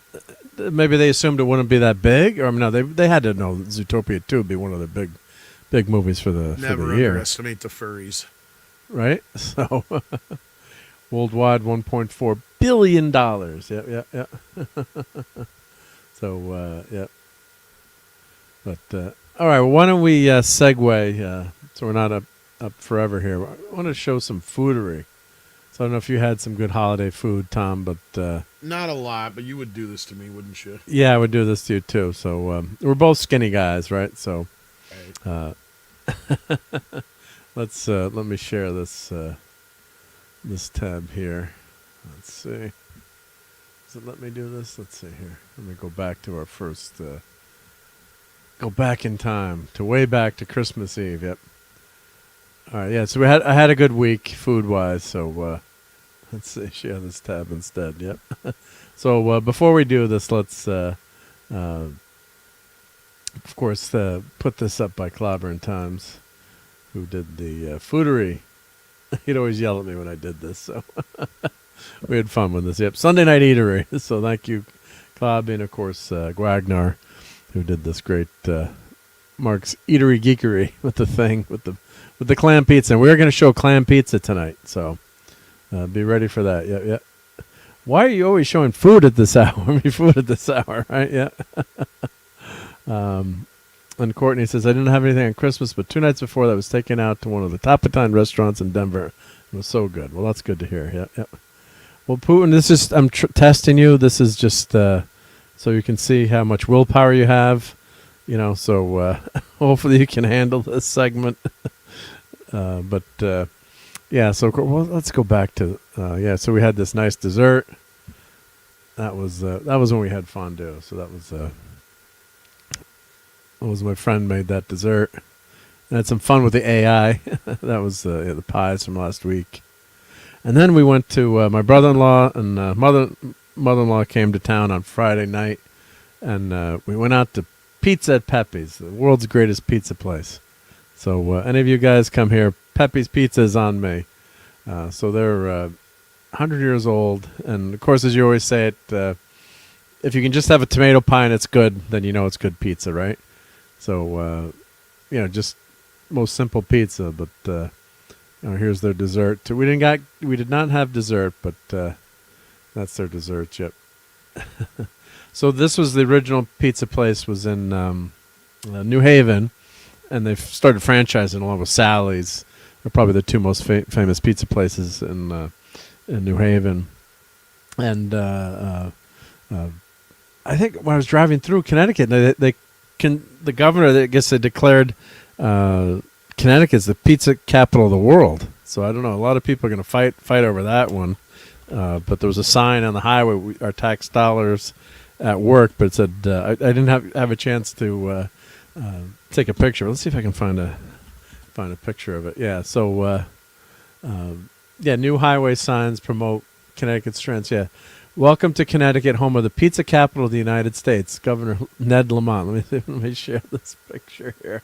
This is going to cause some fights, I'm sure, but so as I was driving by, that sign was on the highway. So, Foxon Park. Tom, do you like soda? Depends on what it is. Right. I have a specific soda that I like. Other than that, I'm just kind of meh. Okay, so you're not a major beers, soda. especially like I'd probably try a cream soda like that. But yeah, I love cream soda. Yeah. If I'm gonna try anything like as far as a fancy soda, it's usually gonna be like some kind of sarsaparilla or root beer. Okay. Yep. Nice choices there. Nice choices. Yep. So this is Pepe's Pizzeria. To answer your question, yep. So here's the link. So they're franchised now, so you can maybe find one near you.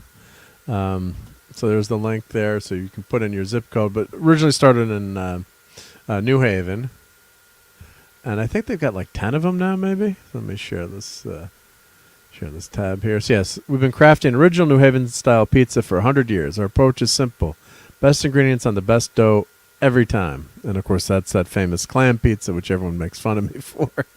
But let's see. It gets to the locations. Let's see what else we want to check here. 17 restaurants in the United States. Holy shit, Batman! There's 17. There used to be just 2 of them for a while. So we've got Connecticut, Florida, Massachusetts, Rhode Island, New York, Maryland, and Virginia. So let's see. Connecticut, of course, they've got the original Danbury, Uncasville. That's in the casino. If you go to the casino, hopefully you could win enough money to buy a pizza there. Waterbury, West Hartford, New Haven, the original Stanford, and Manchester. I guess where the heck are they in Florida? Are they in Palm Beach? Are they in Delray Beach and Plantation? Yep. So they're expanding. So pretty cool.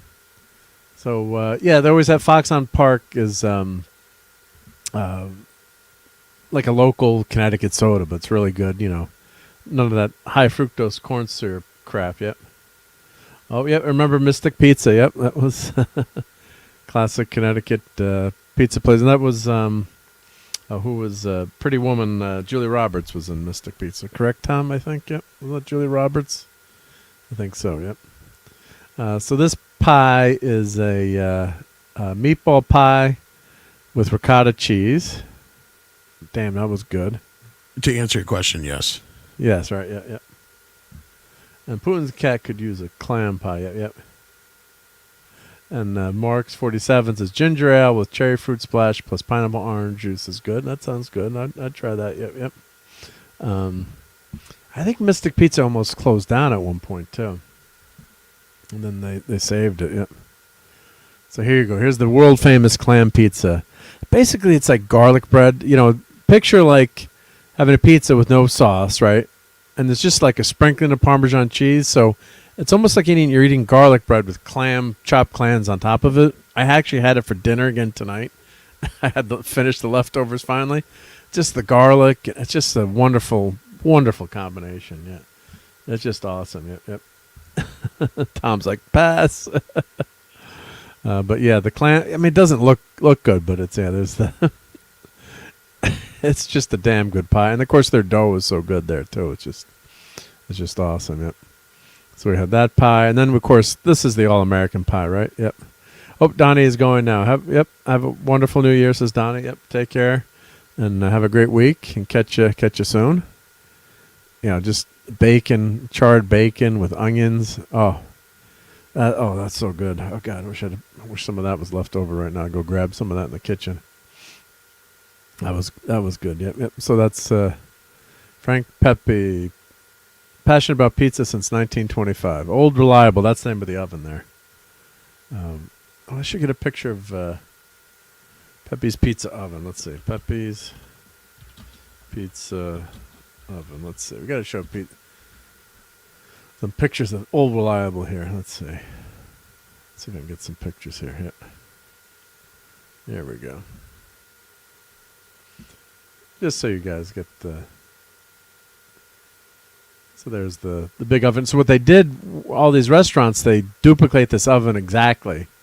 Like when they built it originally, I'm sure they didn't know what they're hitting on, or it's probably some just randomness, but this is the oven. So they have these long rods, and they have the coal-fired heater, and then there's the oven, and they just throw the pies in there and cook the pies. Cook the pies in there. Yep.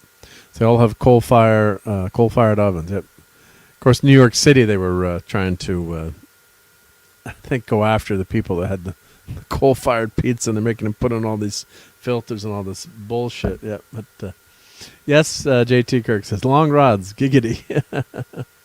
And RJ says I'm allergic to shellfish, so I couldn't eat it. Well, I'm sorry about that. Yep. And D'Onofrio, aloha, I cannot type. Well, it's tough to type on the damn phone, right? Yep. But that's the inside of the oven there. So that's where the magic happens. Yep. at Pepe's Pizza. So let's close a few of these tabs here. All right, so let's keep going through our food pictures. I hope everyone's getting really hungry. So now this is Christmas Eve dinner. So this looks delicious. I'm sure this is not what JT was referencing as I switched to the smelts. So smelts, everyone Fish teases bait? like fish bait. Yeah, you're eating the bait. You're gonna eat the bait now. So yes, the bait is delicious. Well, anything deep fried is delicious, right? So you deep fry those smelts, and then I make a garlic sauce to go with it. And oh man, that garlic sauce is good. So your spouse or significant other probably doesn't want to be around you once you have some of this garlic sauce. But the good thing is Nosferatu is not going to want any piece of you. So here's my famous, not my famous, but my favorite garlic dip that I kind of make famous. So good night, Brian Barth. Thank you for hanging out with us. And see, the smelts came on and I scared him away. But have a great week, and Happy New Year if I don't see you before then. But yeah, this is the I love this recipe for garlic dip, Frugal Gourmet. Very simple. It's Wonder Bread, 1 head of garlic, like a whole head of garlic. You can't, not 1 clove. Lots of garlic, olive oil, vinegar, lemon juice, and water, and then you mix them up. You can use a food processor. All the Frugal Gourmet doesn't.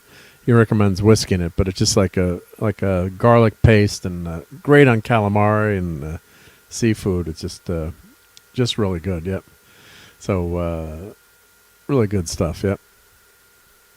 All right, so let's go. So here's our smelts. And my father-in-law loved the smelts. Now this is my favorite. This is eel, if you're wondering. Indiana Jones's favorite food.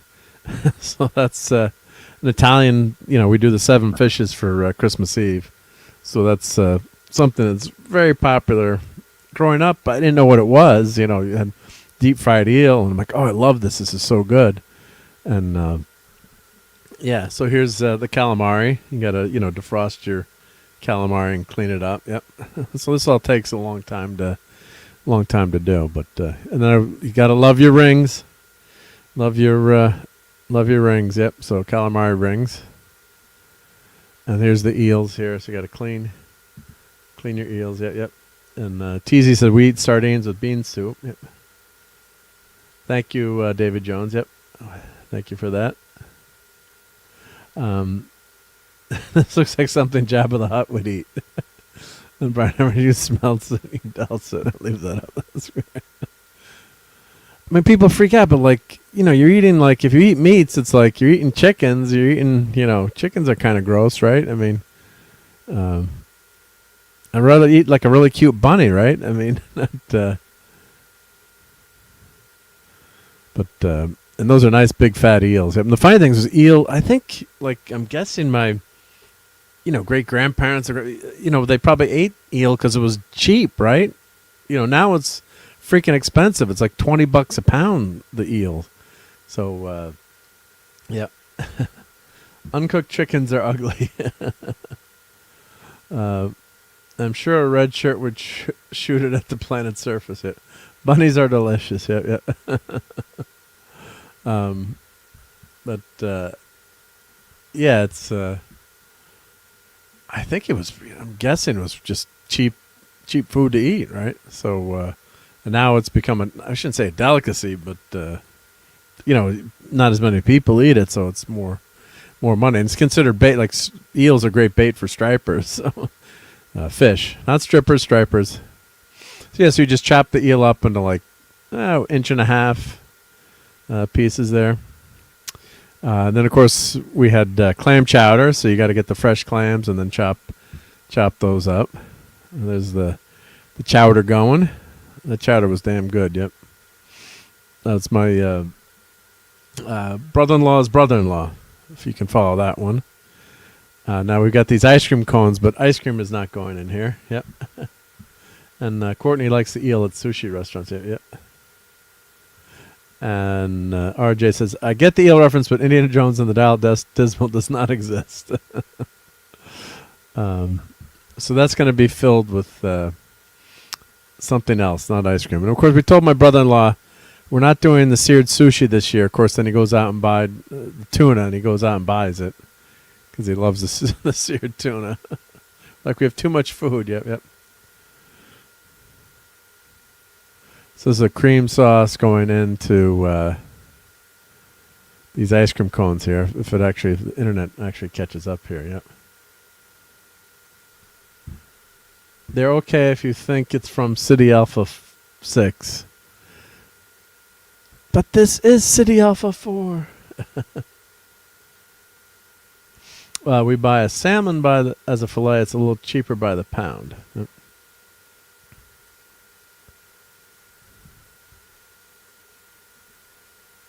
So there's the seared tuna going. We had way too much food. There's the anchovies for the breadcrumbs. So you chop up anchovies, butter, and breadcrumbs, and you fry them. A lot of salt, and it's you want to make it a little bit crunchy. And you put that into your pasta.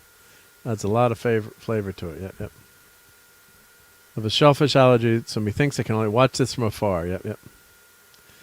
Lisa, where are you? Yep. And Dead Man says, I like turtles, yep. And Massgrave says, you're doing 11 fish. Yeah, it's supposed to be 7 fish. We just cook lots of fishes. So, and the bear, I think someone got in trouble, that TV show they brought over, like broccoli to the 7 fish dinner, and they're like throwing it out, like, you can't bring broccoli over to the 7 fish dinner, yeah.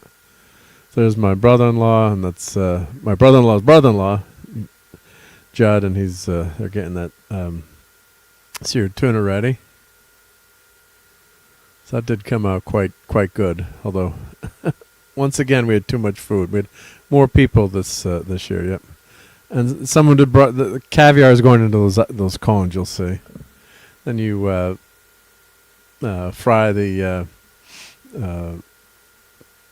sesame seeds there that going onto the tuna. There we go. So that did come out really good, but way too much food. Yeah. So there's the part of the camera work here. Yep. What kind of caviar? My Ukrainian friends have exposed me to some seriously good fish eggs. Let me check if I have a picture of the picture there. Yep. 7-Eleven fish is always a no-go. LOL. That's great. Yep. I haven't bought a full salmon in some time. No one wants to pull the pin bones. Least of all me anymore. Yeah, don't blame me. Yep.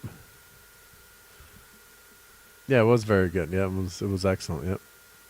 Let's see. Did I get a picture of the? I think there was a caviar. Was a picture of the tin. Right. Regis Ova Pure Caviar Molasse, package in Napa Valley, California. Not the whole label, but maybe that tells you what you need to know. So we had that, and then outside on the grill, we cooked. We had some oysters cooked on the grill, scallops, and that was a. What the heck was that fish? These are shrimp skewers. Was that a red snapper, or was that? I'm trying to remember what fish that was. I can't remember what. I'll have to ask my brother-in-law what fish that was. Red snapper, very tasty. Yeah, that's my brother-in-law and my nephew. And they had grilled it. It wasn't too cold on Christmas Eve, which was good. So it wasn't too bad. Yep. What the heck? I gotta ask him what fish. So they cooked 2 halves of the fish, and they put lemon and all kinds of spices between it. It came out to be pretty darn good. Yep. But as you can see, lots of food. Poor oysters. Yep. And then Courtney says, "Searing tuna. I miss good food so much. I'm going to that restaurant last week. Was the first decent meal I've had in so long. It's kind of pathetic." LOL. Well, I'm glad you had a good meal, Courtney. Looks like an alien. Well, you never know, right? Yeah. Never know what's going to pop out if you eat too much of this stuff. Yep. That's tough to cook too, because with the oil, when that catches, you don't want to burn your oysters, right? Yep. What percentage of your life is cooking? Well, we all split this up, so not too much. But this is the big. I do a lot of cooking, but yeah, this is like the grand poobah the whole year. Like this is the big meal that I always look forward to. So this is the big one here. Yep. So big deal in an Italian family is the Christmas Eve dinner with all the fishes. Yep. And you get the whole family together too. So yep. And I got to do this for the eatery segment too, right? So.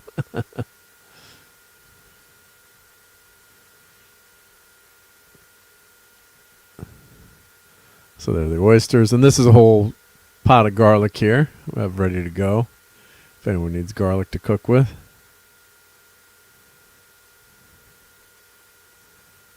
There's that tray of oysters. Yeah, that was damn good. Yep. There's the caviar and the ice cream cones. Yep.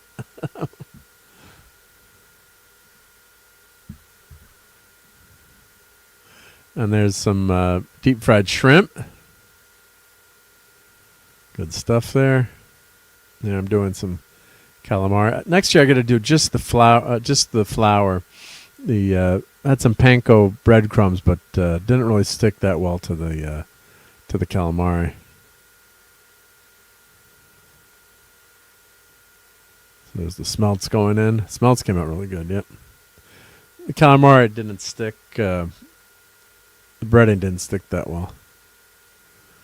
There's the shrimps. There's more. So we got 2 deep fryers going. Yep. The red one looked like something I saw in a movie. Remember The Offspring and The Fly?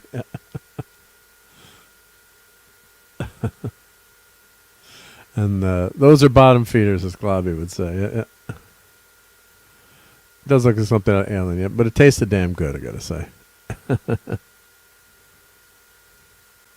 Good stuff, yep. There's some smelts. Smelts are really good, yep. I'm guessing Tom has never had smelts, but yeah. And then we also did a clam pasta with white clam sauce. So we had 2 batches of pasta. And then here's some fried shrimp. Not deep, well, sauteed, I guess you'd say. There's the shrimp going. So it's kind of hectic too. We had, you're trying to cook everything in the kitchen and get everything out and put stuff in warming drawers. You don't want anything get sent back to the kitchen.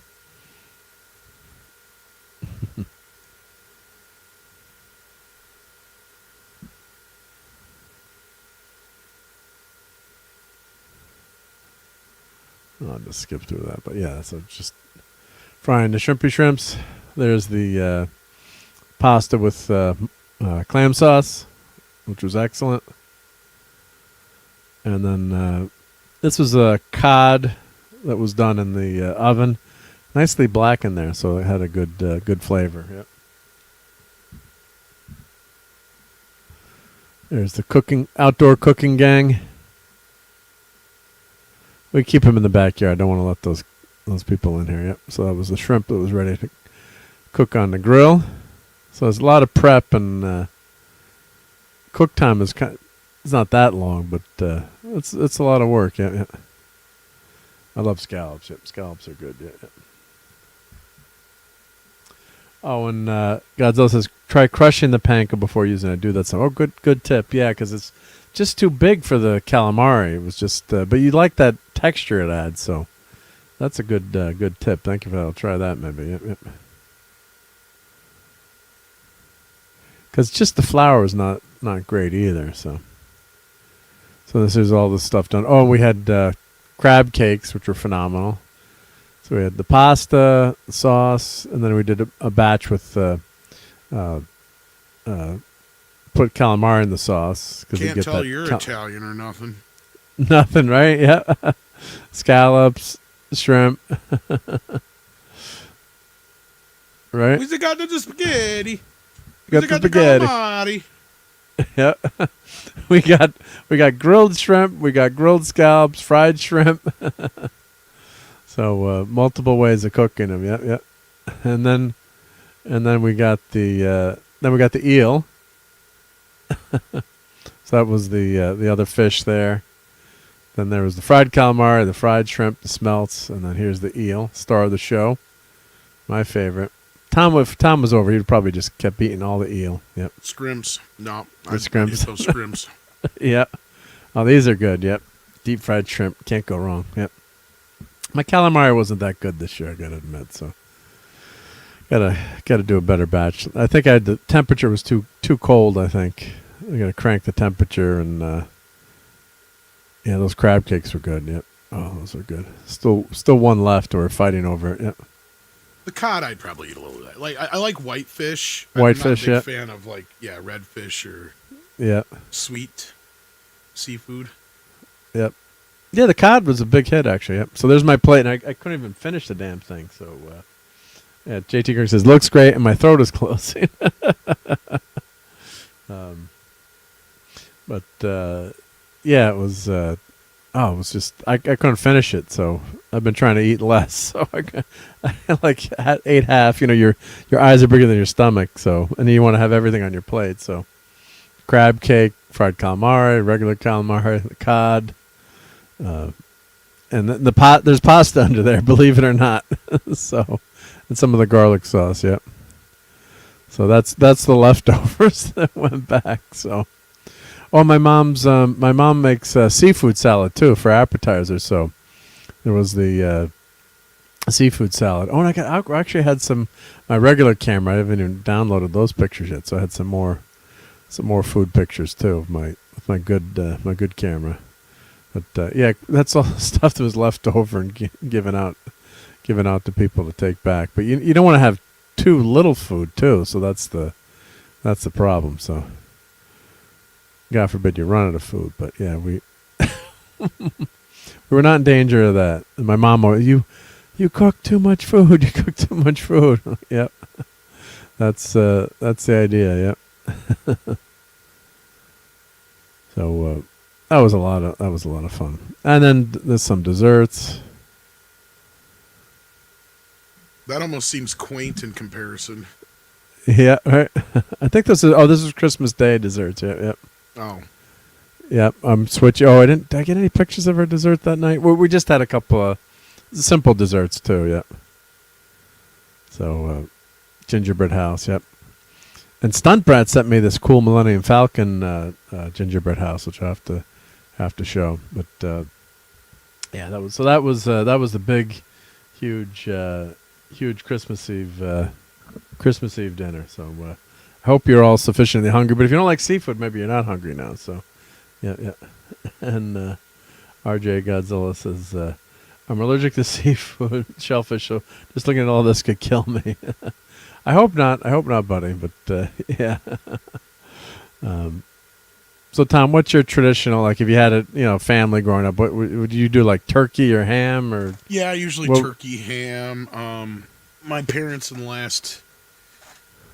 a few dozen years have been they have these certain appetizers and stuff they do now that it went from more of even though my mom will make a ham and stuff, but yeah, it was gone from more of an appetizer thing. So Swedish meatballs and stuffed mushrooms and similar to what you're doing there, a variety of things, chicken wings, stuff like that. Yeah. So that's the big, yeah. I think most people were I would say turkey, ham, those are standard, go-tos for Christmas. Yep. So let me show some of the presents that I got. Well, just a couple things here. Let's start down at the bottom here. This should be fun. Let me share this tab now. Let me pull this up. So I hope Santa was good to you, Tom. But I got the new Atari. Take care, Oliver. Good night. Yep. Have a great week. Happy New Year. I got the new Atari. It's been about out All I got about was a Pong. all you got was Pong. Yep. So I forgot I owned this game. So Raiders of the Lost Ark. So I dug up my box of 2600 cartridges, where I haven't played probably in a couple of years. I actually have a ColecoVision that was my friend Brian's, and through that it had the emulator. Of course, they'd get sued up the wazoo these days, but they had an emulator that you could stick into the ColecoVision and play Atari games. Today that wouldn't fly. But so this is the new Atari. Actually, didn't they get in trouble for that back in the day? I think they did, but I think they had quit selling it or something like that. they had to stop selling it, but they didn't get sued or something like that. But if you think about it, the ColecoVision, let me look into it. Yeah, ColecoVision Atari adapter. Like today, you'd get, oh my God, that would be major. Like imagine if somebody converter. did that to Nintendo, Nintendo would freak the F out. Exactly, yeah. Yeah. So let's see if I can find, what they call it, the converter or the, yeah, here it is. I'll share. Here, I have this tab here, yep. I just remember that dude. I can't remember his name, but the dude who did the ColecoVision commercials. Yeah, so the expansion module number 1. So that's the ColecoVision. You could plug your freaking Atari games right.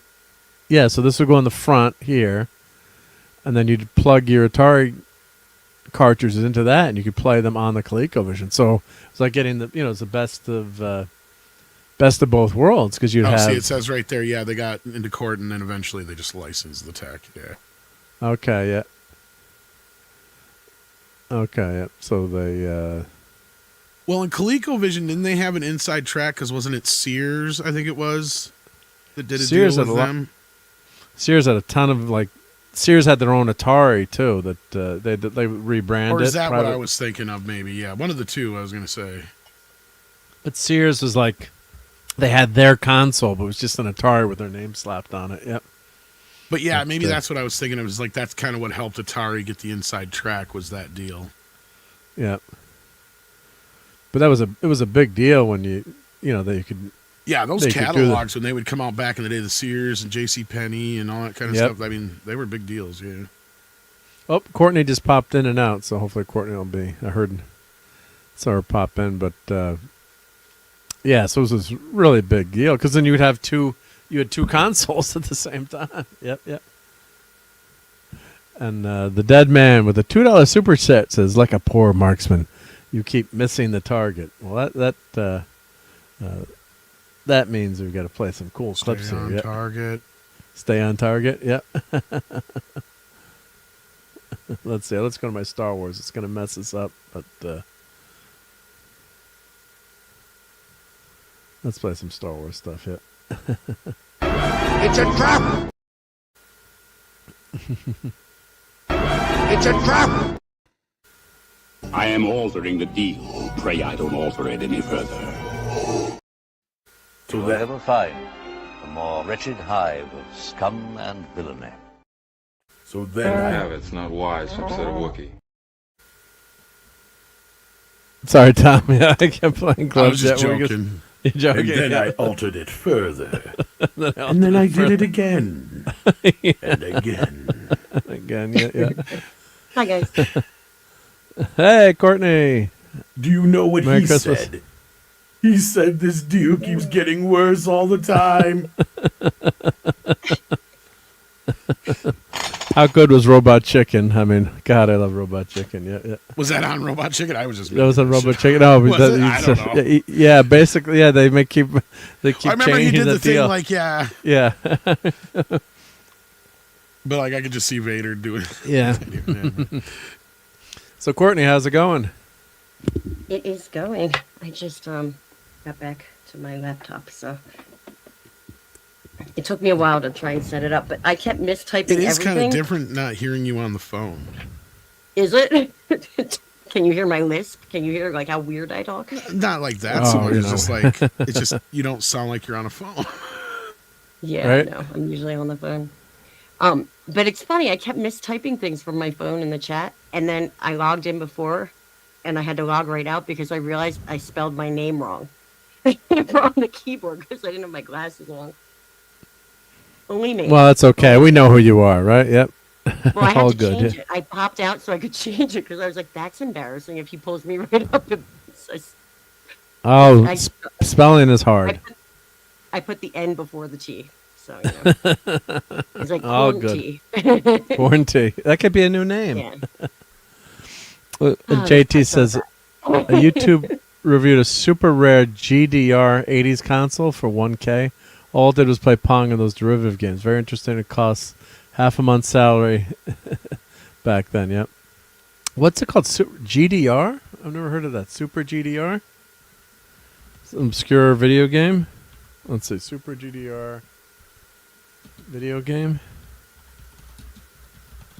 Let's see. Thank you, JT. I'm not sure which what that is, but East German game console? Is it? GDR Interesting. East Germany, he said. East German, okay. East German. Tom's Hardware did it, yeah. Bought for $1,000 at auction. Oh, there we go. Here, let me put this link in the chat. I thought they didn't play games in those communist countries. Yep. There we go. Interesting. I'll have to read that. I'll read that later. So yeah, so I got this is the Atari. So the crazy thing is this is a little Atari. So it's should have taken a picture next to my big Atari. Just put it back in the basement. But it's like half the size of the regular Atari. But who cares? Size is not everything. But then I've got this hooked up to like one of my portable LCD screens here. Is it how does it differentiate like the regular Nintendo and the mini one? Well, this is Atari came out with this last year, and I finally got it after 2 years on my Christmas list. So it's Is it as small as that mini Nintendo though that they came out with? No, no, because this will actually play the original cartridges. So a lot of these mini games you'll see I gotcha. are Yeah. just like so it's the games like are all that embedded. Sega one. Yeah, the mini Nintendo had them all programmed in there, I think. Yeah, but the Sega one had one where you could actually play it with the games, the actual cartridges. Oh, yeah. They had them. Now, does this have any built-in games with it? They give you one cartridge that has 10 games, and then you have to do the dip switches. But there's no... The only thing that's updated about this... Well, first of all, it's an emulator, so some people are complaining about that, where it's actually not the original Atari hardware. It's running an emulator that they can update, and it connects through Wi-Fi to the interweb, so it can actually connect and to the internet, I guess, and or I guess you can connect to your computer and download an update and update the firmware, I should say. But it's it says a new old Atari. yeah, basically a new old Atari with no creature conference other than HDMI, I'll say, right? Yep. So and hail to Davina. Yep. And my old Atari is not working anymore, which is sad. So I kept it in pretty good shape. But yeah, just don't know. Yeah. Who cares? Performance is never a problem playing Atari games. That's for sure. So it's got the classic on-off color being black and white, game select and game reset. The only thing they did by shrinking the console, they have the player difficulty A and B are on the back here, and there's a switch you can go between widescreen or 4x3. You should never play them stretched out. It's and hail to Sasha, who says, I sensed old tech being discussed. Yep. Right? Yeah, Atari games were I think the consoles were 16K. I think. And then they came up with like page switching so they could do have more memory in the consoles, but it was 16K in these consoles. So I have a bunch of old Atari games. Did I take a picture of the games? I should have taken a picture of all my games, but I was playing Choplifter and Demon Attack is one of my favorite games, and of course Super Challenge Baseball. But that you need 2 players for that. But I should have taken a picture of all my Pitfall, of course, classic. But that was a lot of fun to play and set up. And I finally got my joysticks working. I have some slick sticks from back in the 80s, and I had to take them apart and fix them and get them to work again. let's see. I got Beetle socks here. So the emulator should be able to copy the game. Maybe, well, yeah, this is sold by Atari, so it's just they're running an emulator with the hardware to run the Atari game. So it'll run. So basically, it does what the old Atari does, but it takes a long time to load the game, or to boot up. So it's actually booting as an emulator. I don't know what the specific hardware is in there, but of course, yeah, it doesn't take much to run them yet. So this was our joke gift for White Elephant gift. So I got the Sour Patch Kids. I got the Sour Patch. Are they larger than normal, or is that just a large bag of them? It's a joke gift, so it's a pillow, and it had the Sour Patch Kids in there. But then our gift buy-in was $50, so it was at Five Below, maybe. I don't know where they got Five Below. I'm guessing it was Five Below. Five Below is the best too. Do you know they? Yeah, Five Below is good. Yeah. Five Below was right near my high school, like the first one ever when I was in high school. Yeah, we loved that place. Very cool. Yep. So, but there was $40. Below. There was $40 in here. So, like everyone was like, then my niece got. They had one that was what the heck was the other one? Was Pop-Tarts, and like she didn't see the money, so everyone like we got ripped off, and then there was $40 in there, so we're okay. There's Mochi with my. The White Elephant is for you. I remember we used to do was that $50 for like $10 at the school. It was $50, but I guess the pillow was 10. So it was a fun joke though, because then you're like, "Where's my money? I got ripped off." Yep. So there's Mochi with the Atari. Yep. Oh, I took some pictures of the Atari. Yeah. So that's the original Atari joystick. They redid it. Yeah, yeah. That brings back. I haven't seen one of them in forever. Yeah, Mark's gonna set up an arcade in the apocalypse. Yep, yep. I'll be there. At least and Lady V really love the mention of Slick Sticks back on Friday, but that's what the joystick was called. It was a joystick called the Slick Stick by Suncom, and it was considered the Atari the best joystick on the Atari. Yep. So just any joystick brings me back. You know what I mean? Like seeing a joystick is like. Yeah. But this is what comes on the game. So there's dip switches on the back. So it's kind of a pain to switch between them. But here's you have Adventure, the classic D&D game. Combat, the tank game. Dodge'em, which is a car game, not very good. I think that was with the paddles. Dodge'em with the paddles? I can't remember. Haunted House, Maze Craze, Missile Command was a great one. Video Pinball. Surround, Real Sports, Volleyball, and Yar's Revenge is probably the best game on here. But you know, that's the memory storage is so small, so they can fit everything on here. But I didn't try the pinball or the volleyball yet. I'll have to try that. Haunted House, I don't remember those yet. I played some Missile Command yet. I got this. Oh, I got to open this. So I've got these are really cute. The Funko Pops, so Bitty Pops. Oh, the little Batman, ones are so cute. Catwoman, and a mystery pop. I don't know who the mystery pop is. I'll have to open that. Check that. Oh, display shelf. Oh, those are the little ones? The little ones, yeah, mini ones, yep. They're kind of cute, yeah. Too many. I have too many for my room, so I wish they made them all small, and then I could have more. Too many Funko Pops.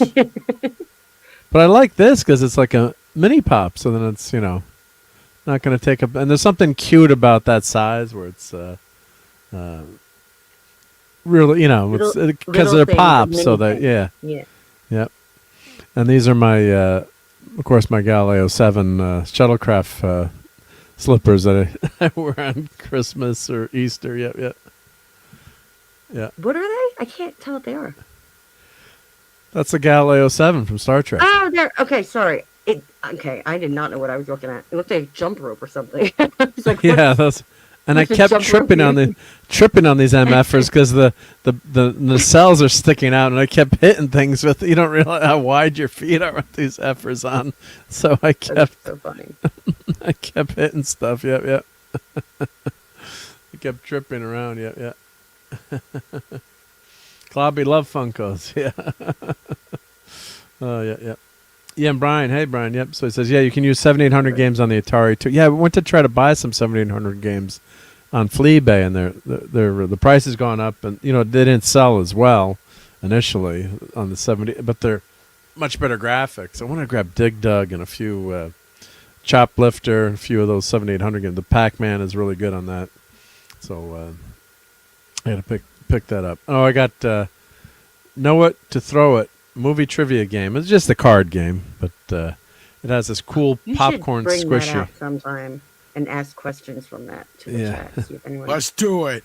Let's do it. Yeah. Right Tom now. will get everyone right. Tom will know more. I'll give everybody like a 10-second handicap. Right. It was funny.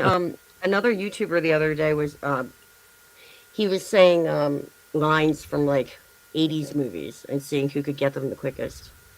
That was fun. The chat was going nuts. That is a fun thing. And he started off with, "We're gonna need a bigger boat." I was like, "John, that's easy." That's too easy. I know, right? he started easy. Yeah. And JT just when I get out, they pull me back in. So let me find this joystick from Atari. The Slick Stick Atari joystick. Yep. There we go. So let me see. Let me show this. Let's see. Can I find it? It's not on eBay. Let's see here. So these are the joysticks that we're all making fun of on on Friday Night Fortnite. Yeah. But this is just the best joystick. So it's got really short throw. It doesn't have that. The way the Atari joystick works, there's buttons on internally that are activated. So as you push your joystick, it'll push two buttons, say to go left. But this just has a mechanical ball in the middle. Let's see if we got a picture of the thing opened up. But we're joking about the name, the slick stick, but it's just the best joystick. Oh, here we go. So here's the inside of it. So you've got these contacts here in the middle, and so it's a very short. So the ground is the joystick here, the ball. So it'll contact the leads here, and really fast, really quick. So and that's actually the center of the joystick is actually a TR14 tire valve stem, which is hysterical. So if you break your slick stick, you can actually replace it with the tire stem valve, which is really cool. So that works. That works, which is hysterical. But if you ever break your slick stick, you can fix it with that. Yeah. But it was smart, yeah, just to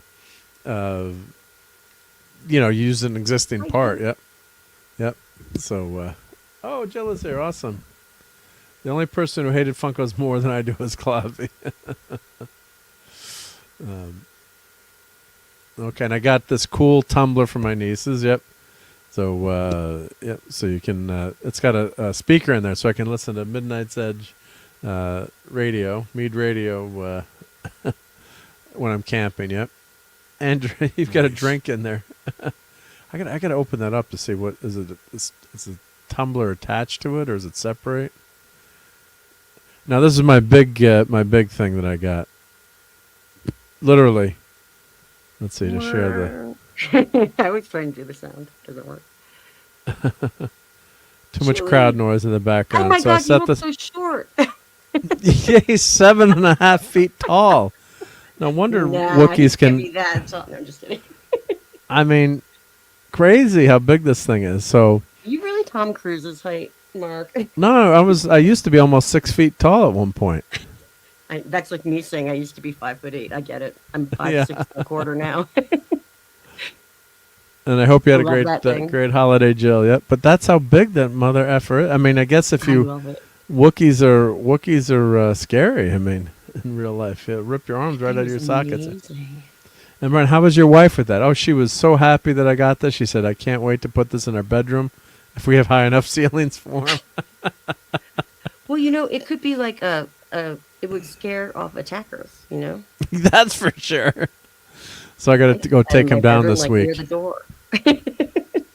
But you have to take it down. You're not allowed to keep it year round. Keep it year round, yeah. Well, I'm gonna pull them out for Halloween, I guess. But see, I went to Home Depot. I wanted to get the Goofy this year, and the Goofy sold out. And I had a Goofy in my hands. I didn't buy it, the Goofy from Home Depot. And I was in Home Depot. You go at the end of the season, and you go to buy. I always go buy like light sets or whatever. You get them for $1, on sale. Yep. And I don't know why these are making me laugh so much because you look so tiny. Yeah, he's freaking huge. This thing is huge. Yeah. The way it moves I is gotta, like kind I gotta of make a realistic, bowcast. too. It's crazy. Yeah, he walks. head He in the doesn't middle. walk. He moves and he talks. Yeah, but he's freaking. He's huge. Yeah, that thing's awesome. So yeah, my mom's Christmas tree is like 4 feet tall or 5 feet tall. So he's even taller over the Christmas tree. But so I went into Home Depot and he was on sale for like, half price or like $150 or was it $160? I'm like, I wasn't gonna buy it. I'm like, oh shit.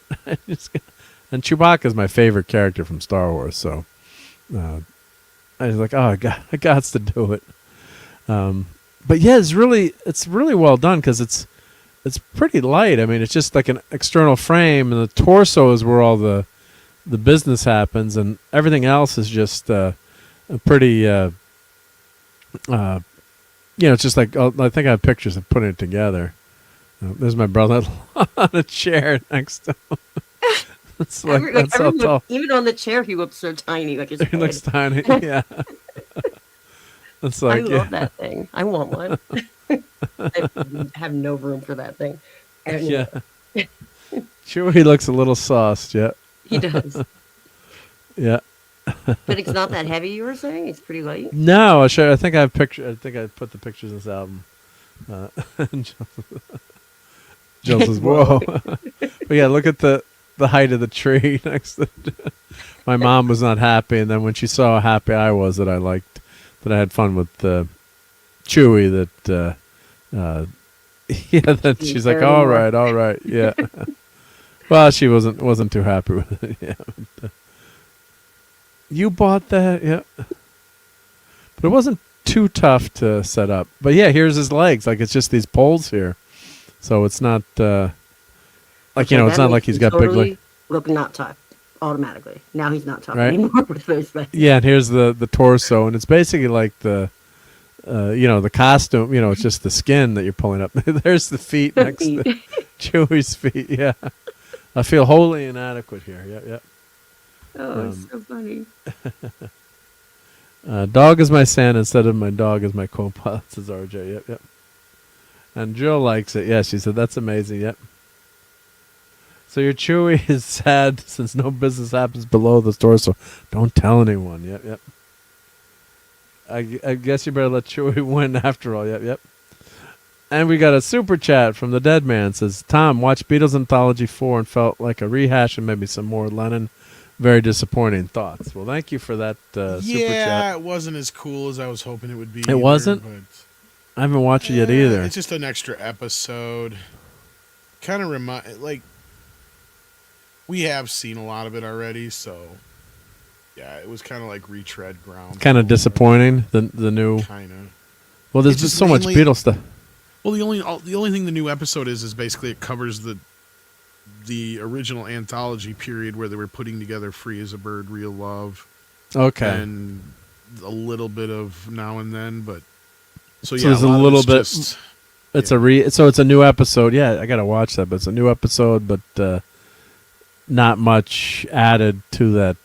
It's a lot of it we've seen, back when they were originally doing it. I mean, there's a few nuggets and a few other things here and there, and you see them struggling a little bit through it and such. But I mean, overall, yeah, you would have expected a little bit more, I guess. They could have dug up some other cool shit or something. I don't know. Some stuff we hadn't seen before, right? Yeah. So it's not enough new going there, I guess, right? I mean, for diehard Beatle nuts like me, we'd probably watch and enjoy it. You'll probably enjoy it, yeah. I mean, and it's cool to finally see the anthology in HD. So. Yeah, an anthology is wonderful. So do they have on Disney Minus? They have the whole anthology, or? Yeah, it's the whole full version, not the cut version. So you can watch everything on Disney now Yep. if you want to. However many parts it is now, but yeah. I think it's 8 parts altogether. So that's cool too, then, right? Yeah, you get to watch. I can't remember, but yeah. Yeah, so you get to watch. You get to watch that, which is nice. Yep, and you have it all, and it sounds good. I have to say, the Disney streaming, the quality is pretty good. So that's nice. But yeah, not a lot of anything new that's added in the No, Disney, just the new episode. Otherwise, it's been rescanned and upconverted. Yeah. Well, if you haven't watched Anthology, it's definitely worth watching it. Even if you're a Beatles light fan, I'd say it's definitely something pretty darn good to watch. I mean, it's illuminating how much detail they go into and how much you learn about the group. I love, it's a great documentary. I think I'm a biased Beatles fan, but yeah, it's pretty damn good. So. But thank you very much for that super chat, Dead Man. And let's play here. We got to play a couple of clips for that too. Let's see. Why don't you just make 10 louder and make 10 be the top number and make that a little louder? These go to 11. Would you like some toast? Some nice hot crisp brown buttered toast. It's because a droid don't pull people's arms out of their sockets when they lose. Yep, definitely don't mess with the Wookiee. I can seeing how big he is, yeah. So yeah, there's his feet. I just took a bunch of pictures trying to put them together. This was after Christmas Eve dinner too, so I'm pretty tired, yeah. But it wasn't too bad to put together, yeah. Shack-sized feet, yep. Hope you're not on Chewie's naughty list. Yep. Yeah, Chewie would mess you up. Pretty easily. Yep. So there's the business end of Chewie. That's the torso. And he all fits into that box. It's not too bad. Hopefully I can get him back into the box to store him. And then do you have to put the hair? Is it like an outfit or something to dress? Well, yeah, it's like an outfit that you pull up. Yep. So did you try the hair on? Well, no, it's just I would fit into it. What I would totally try that on and try and be Chewy. So here's how what you do: you put the frame together, and then you put the suit, the Chewy suit over it, and then you pull them up over the suit. So this goes on here, and then you put that section on. So it's not that bad to put, together. So, I'm going backwards here. I guess back as I'm taking pictures of everything. Yeah. So 7.5 tall, animated Chewbacca. Yep. Yes, Klobby did love those. He did love those toasts, and that was Professor R2 would put those up. Yep. Those clip ups, and then I got, of course, the classic Stiga ice hockey, my favorite game. Yeah. Love that game. So that's air hockey. Well, it's not air hockey. It's the dudes on the table. Yeah. Oh, I got you. Yep. Oh, that was my clip of Chewie in Home Depot, and there's the box back there. The last Chewie. So I couldn't resist. I had no willpower. Couldn't stop. It was on sale, you said?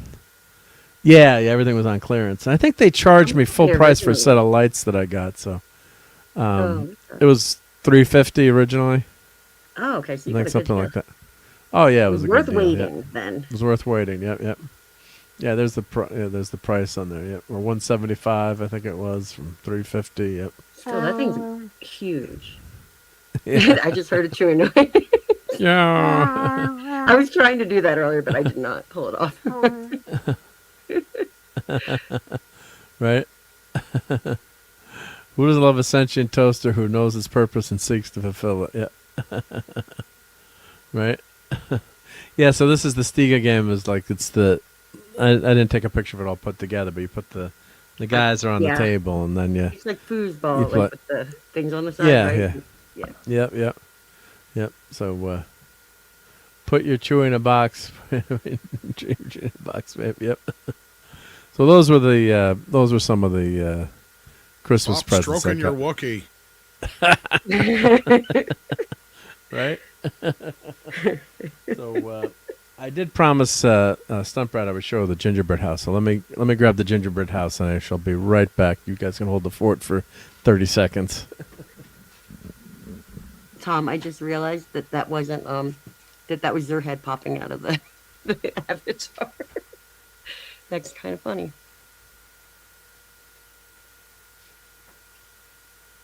Is Stunt chat? I don't see her. Hello.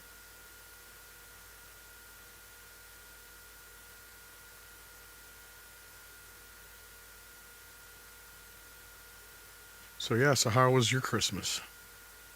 My Christmas was very uneventful. I stayed home. And I didn't have my dog this year, so it was kind of lonely, actually. I've gotten used to having, like, Christmas by myself, but I usually have my doggo with me, so. It was all right, though. Where was the doggo? Up with my ex. I thought it was going to be snowy that week, so I brought him back earlier, and then there was no snow at all.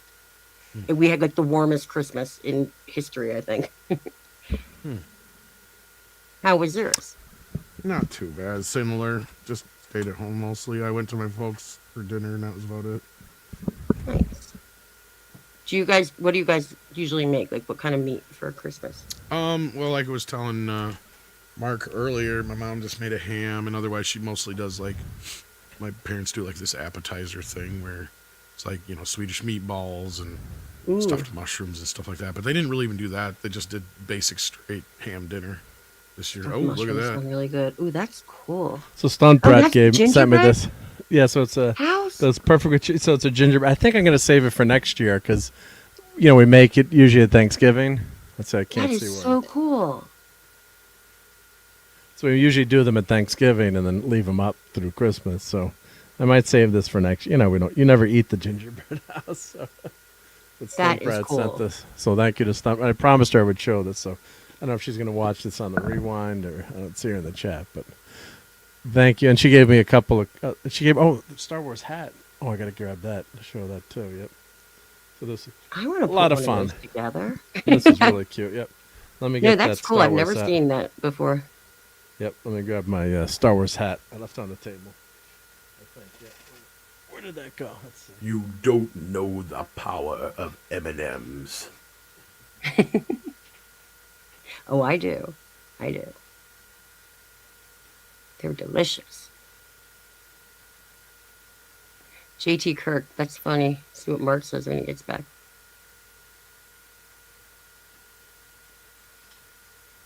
JT says, question for Disney. Why is Darth Vader on the box for the Millennium Falcon?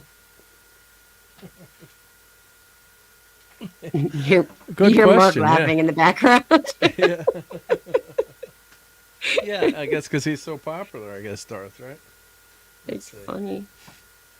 Yeah, why is he? Well, because he's chasing the Millennium Falcon, right? He's trying to take him out, right? Yeah, Darth is always chasing the Falcon. Yeah, it should. Oh, that's funny. Just like the. But you're right, though. It should be the Star Wars gang. The gang there. But I guess they got. So. I didn't even notice that huge Darth Vader in the back. Go figure. And then this cool Star Wars Santa hat. Oh, how cute. That's awesome. Very cute. Very cute present. Yeah. Yep. So that works. Yep. That's cool. I should be wearing that now. And a couple of elves. So I got these cute elves on a shelf. Aww. The Stunt Brad did a nice job spoiling me. And then I also got who doesn't love Spider-Man and his amazing friends, right? Nice. Yeah, this is that a puzzle action or is it action figures? Action figure set. Yeah, yeah. This has been sold out for a while, so I think my wife actually paid a lot for this one. Sometimes you can get it on eBay, but this one had sold out. So, yep. Very cool. Yeah. I find your lack of cheer disturbing. Yep, yeah. So this was, I've been wanting to get this for a long time because I love Spider-Man and his amazing friends. My friend Harold sent me this awesome calendar. Mighty Marvel calendar, which I can use in a few days here. So got some great classic pictures. It's perfect for the 250th. So let's see if I open.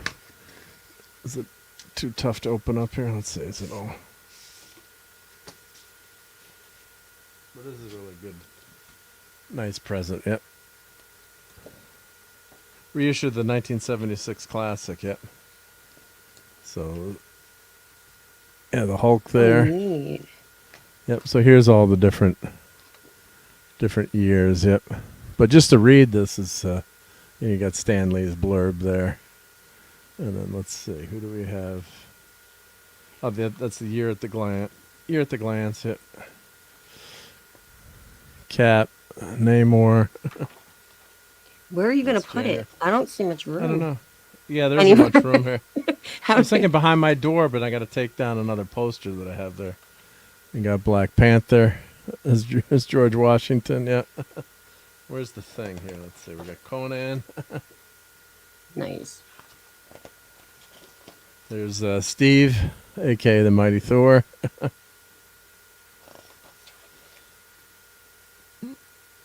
Spider-Man fighting the Revolutionary War. Of course, Captain America is July. There we go. August is FF. September, we got the Defenders there, it looks like. Or the Champions. Ooh, October. Man Thing. And of course, the months have some really cool pictures. I was just trying to look at that, like down below. I'm going fast. You can't really write yeah. on it, right? It's just. Yeah, you wouldn't write on it. You could, but yeah. November's the Surfer, but like. Birthday greetings, Jim Steranko. Nick Fury says you're a gold brick, on the 5th. Look how young Jim Steranko looks there, my God. He's an old guy who met him, but he's an awesome dude. Yeah. Yeah, December, George Washington. Scarlet Witch is melting the ice. Yep. Yep. Who the heck is Capricorn? I don't know who that is. Yep. So, yeah, this was a classic. Thank you to my buddy Harold. Classic gift there. And another cool thing I got. Tom will like this. Check out this corgi. In the town where I was born. So, they're reissuing the corgis. So, the classic Yellow Submarine. I loved watching this with my dad. This is love this movie. What a weird freaking drug-induced tale. My dad was so straight-laced, but so you can get corgis if you just Google corgis. There's a corgi club, so you get a new corgi every month, and so I got that, and I also got. Here's my. Let's show the corgis. So of course, gotta have a bat boat to go with your Batmobile, right? So. Bat boat and trailer. Every kid loved that in the 60s, yep. So really wild. And then I got this amazing Christmas ornament. So this is Wayne Manor. So this was actually sold, then brought back because there was a recall on it. It wasn't working. And then they reissued it this year. So if you go to Hallmark.com, I don't know if this one is sold out again, but this one sold out really quickly, then was brought back. Let's see here. Mark's going to need to buy another house for all of his. You're going to be buy another house for all this stuff. Yep. So let's get this out. Yep. So this is. I've wanted this for a long time. So there's the unboxing there. Yep. Oh, that's cool. That's really cool. That's a big ornament. Yeah, they're almost not even ornaments. Like you just leave them out. Now, this one is cool because it uses just 3 AA batteries. Let me get the batteries in here. The newer ones they make you use the Hallmark power cord, which is basically a 5-volt like a USB cord, but it's a special cord. They're being So- like Apple, huh? Yeah. Oh, these are AAA. Oh, I got the wrong batteries. Anyway, all right. Well, I thought it was AAA's or double A's. So, but anyway, you push the button. Oh, I'll get the right batteries. Hold on, I'll be right back. You have to put that like next to your like the manger and stuff like that. It's like big stuff. Yeah. Let me grab the right batteries. I'll be right back. Sorry about that. JT Kirk, do you have your bat boating license? Do you have a bat boating license, Tom? Of course I do. Right. So I asked, oh, geez. Your bat, Tom. You should. Shh. Oh, yeah. Don't do that. Don't tell. Everyone pretend you didn't hear that. Yeah. So the stuffed mushrooms sounded delicious. And Yeah, my mom usually makes them, but she didn't this last year here. Or this year. But yeah, it's usually like lobster and stuffing. I can't remember what else she puts in it, but yeah. I like anything with mushrooms. That's like it. Like I get mushroom pizza. Like I don't know. I'm just a big mushroom person. Yeah, I like them. Oh shit. What time is it? Sorry about that, There guys. he is. You should be.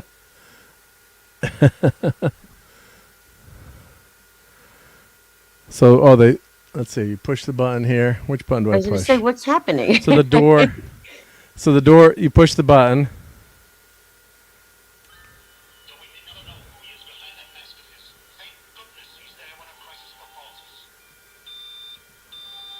Oh, neat.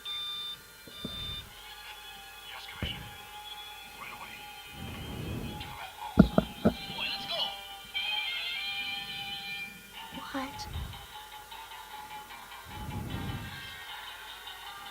Okay, that's cool.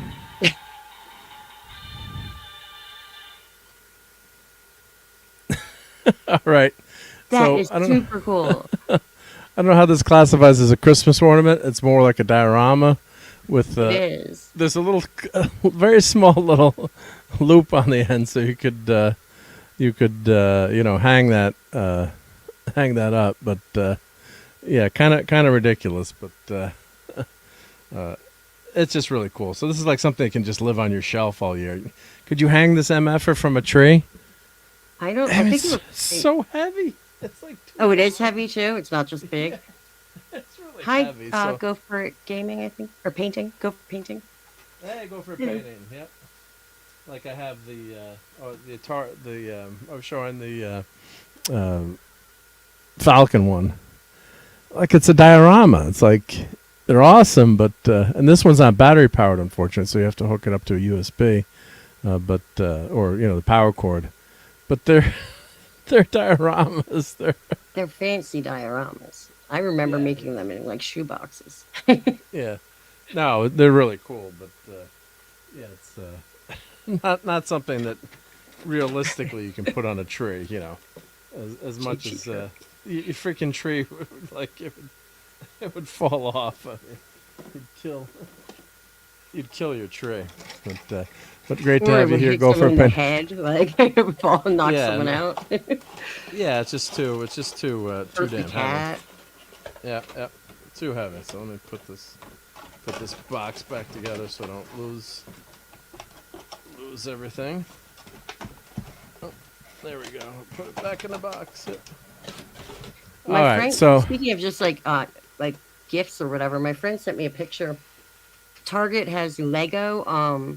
It's the Love Park sign from Philly. I thought that was very cool. Totally unrelated to superheroes, but I thought that was kind of neat. Yep. So we're about to hit the 4-hour market, so I think it's probably time to get out of here. But I always do this at the end. I can never end a show. But real quick, I've been watching Tulsa King. Tom is laughing. He's going to kill me. But Tulsa King is that's my New Year's motto. I promise only 30 seconds. But Tulsa King has been thumbs up. I'll leave it at that. I've been enjoying that more than season 2 of Landman. I think Tulsa King has been kicking ass. Season 2 of Landman. Season 2 of Landman's good, but it's been kind of it's kind of stuck in this like. It feels like there's some filler going on here a little bit. Yep. But I could be wrong. Yeah, I just watched the new Landman episode tonight. Yeah, it's way too much filler.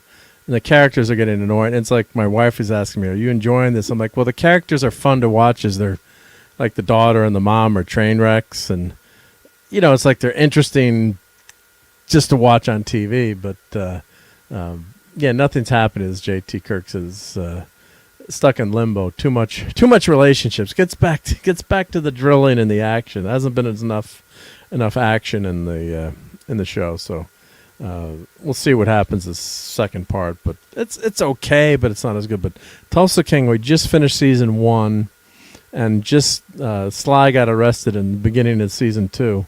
His one-time squeeze turned him into the government. So. But he's such a good actor, Stallone. He's just what a presence. So, if you haven't watched Tulsa King, check it out, and you can. Stallone's and in it? Yeah, he's the lead character. Yep, and Ooh, I he's may really be good. watching a show. No, if I watch any show, it has to be the OG Star Wars. Still don't Yep. do it. And Pluribus has been very good too. The Pluribus, the season just ended, so. They kind of set everything up for the next season, so that's been really good. But let's get out of here and wish everyone a happy New Year. Hope everyone had a great holiday. Let's play our thank you to channel members here. So let me play that video here. And I appreciate everyone who gave a super chat tonight. We'll highlight those as well.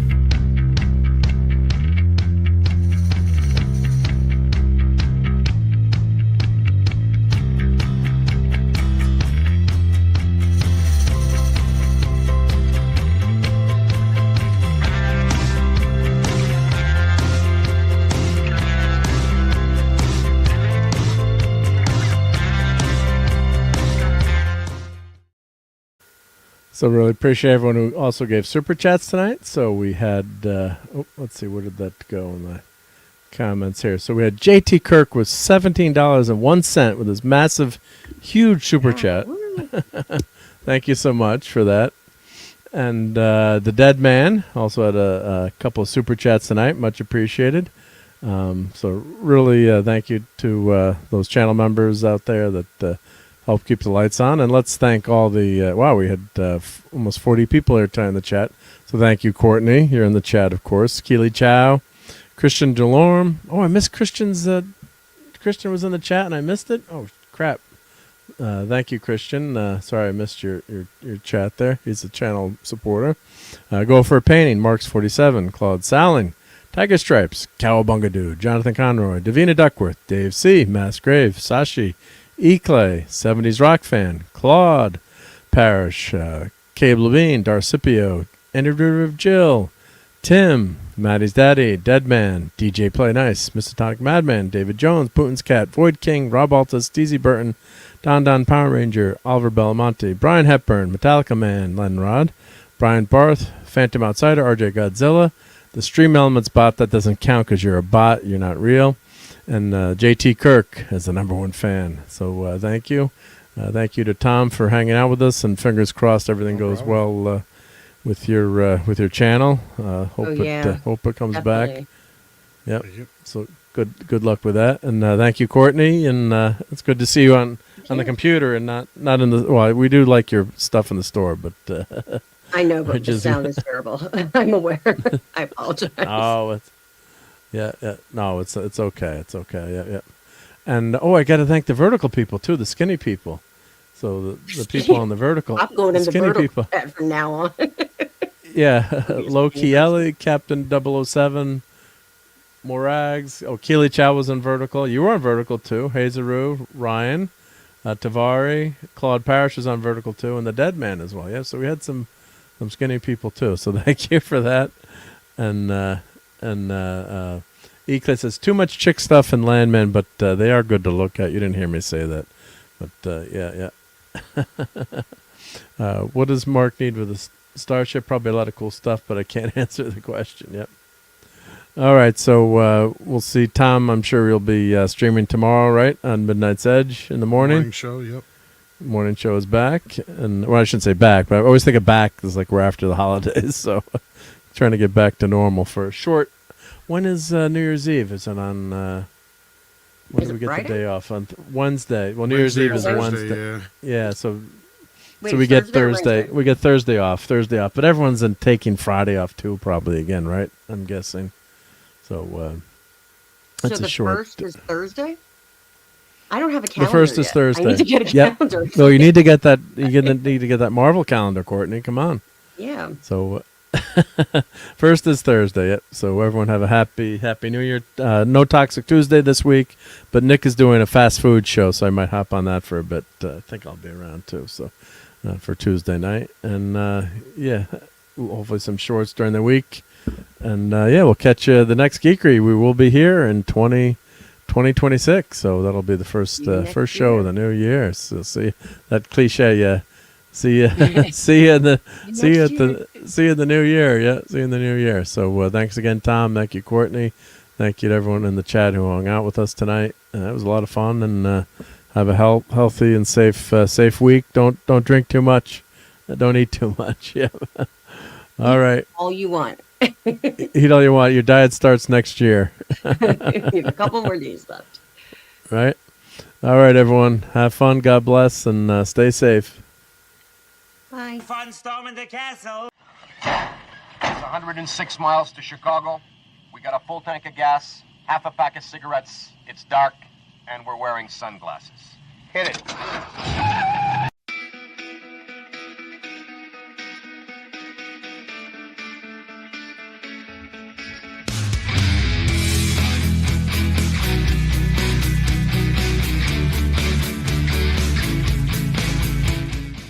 You're still here? It's over. Go home.